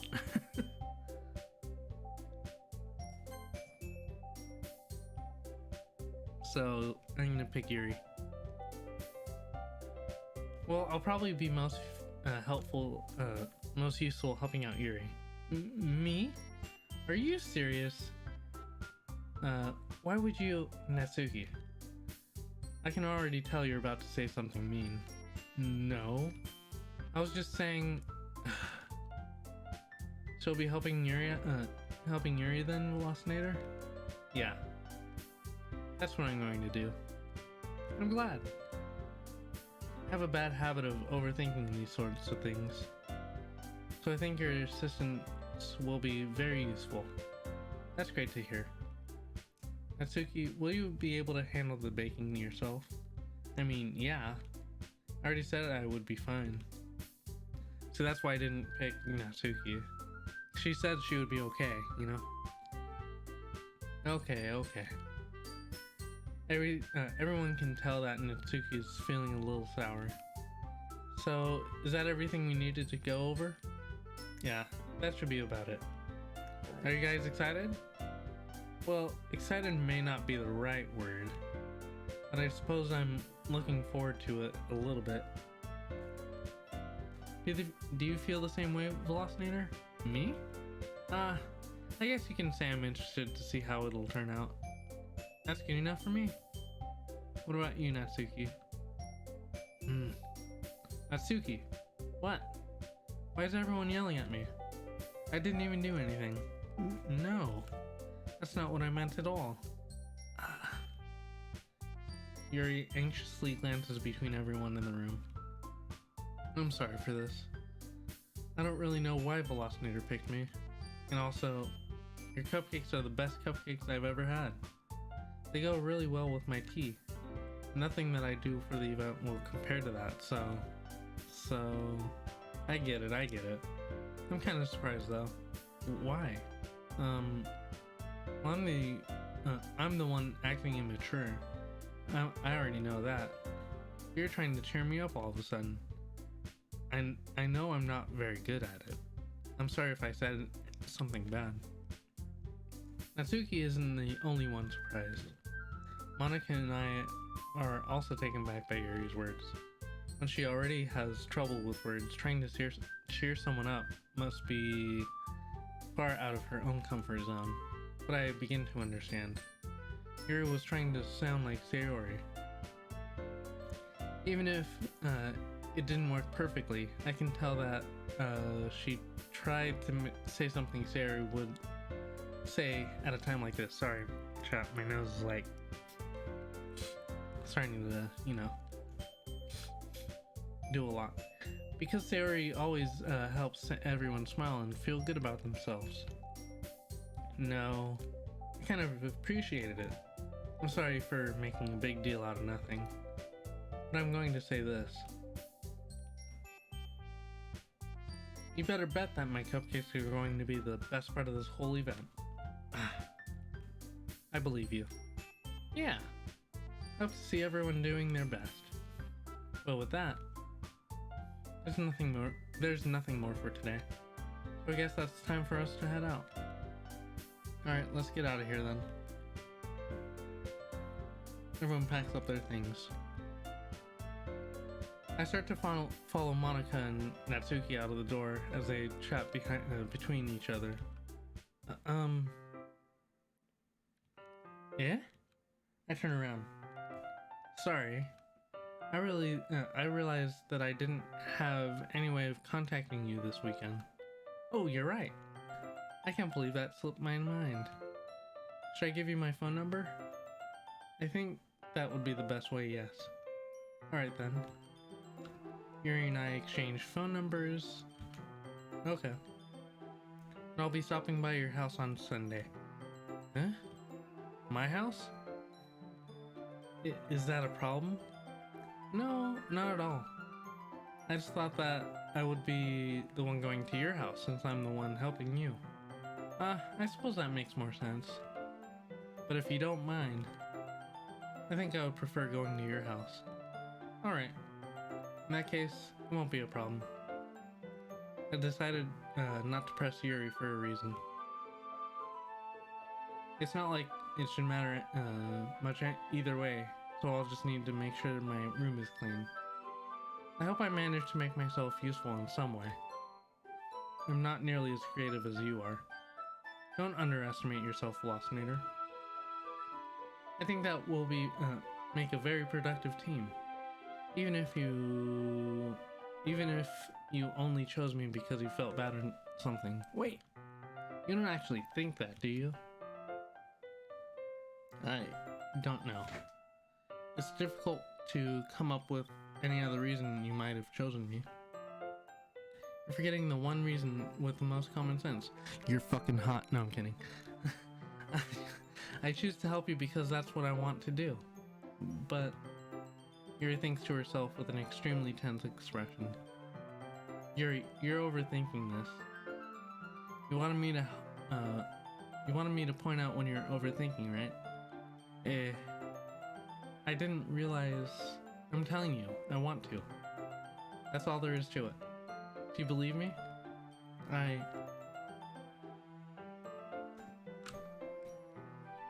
Sorry, chat. Oh my gosh. What time is it? Oh, that's why. Yuri thinks really hard again. I think after this cycle, I'm probably gonna go offline. It seems like I made it pretty good into the story, so we might have like 1 or 2 parts more, right? Plus all the ones where I go back and redo it. Yuri thinks really hard again. She looks straight into my eyes for a long while. I believe you. As if it took her a tremendous effort, Yuri finally says that and relaxes her expression. And I'm looking really forward to Sunday. I'm really looking forward to Sunday is what I meant to say. Yeah, I am too. After that exchange, I make my way to out the door and Yuri follows. I can't believe this. Yuri's going to be coming to my house on Sunday? Sunday. My anxiety shoots through the roof. Even though I've gotten pretty used to handling her at this point, there's no telling what might end up happening when we're outside of school. More than that, she told me she was looking forward to it. Is this the chance I have to make something happen between us? Or is it too early to say that? Only time will tell. But until then, I won't be able to take my mind off of it. I seriously can't wait.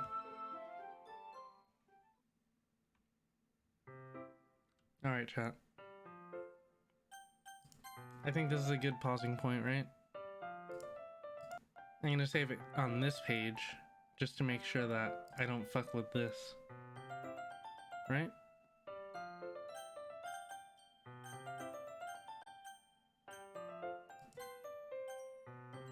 Which desktop is this? My desktop? No, the other desktop.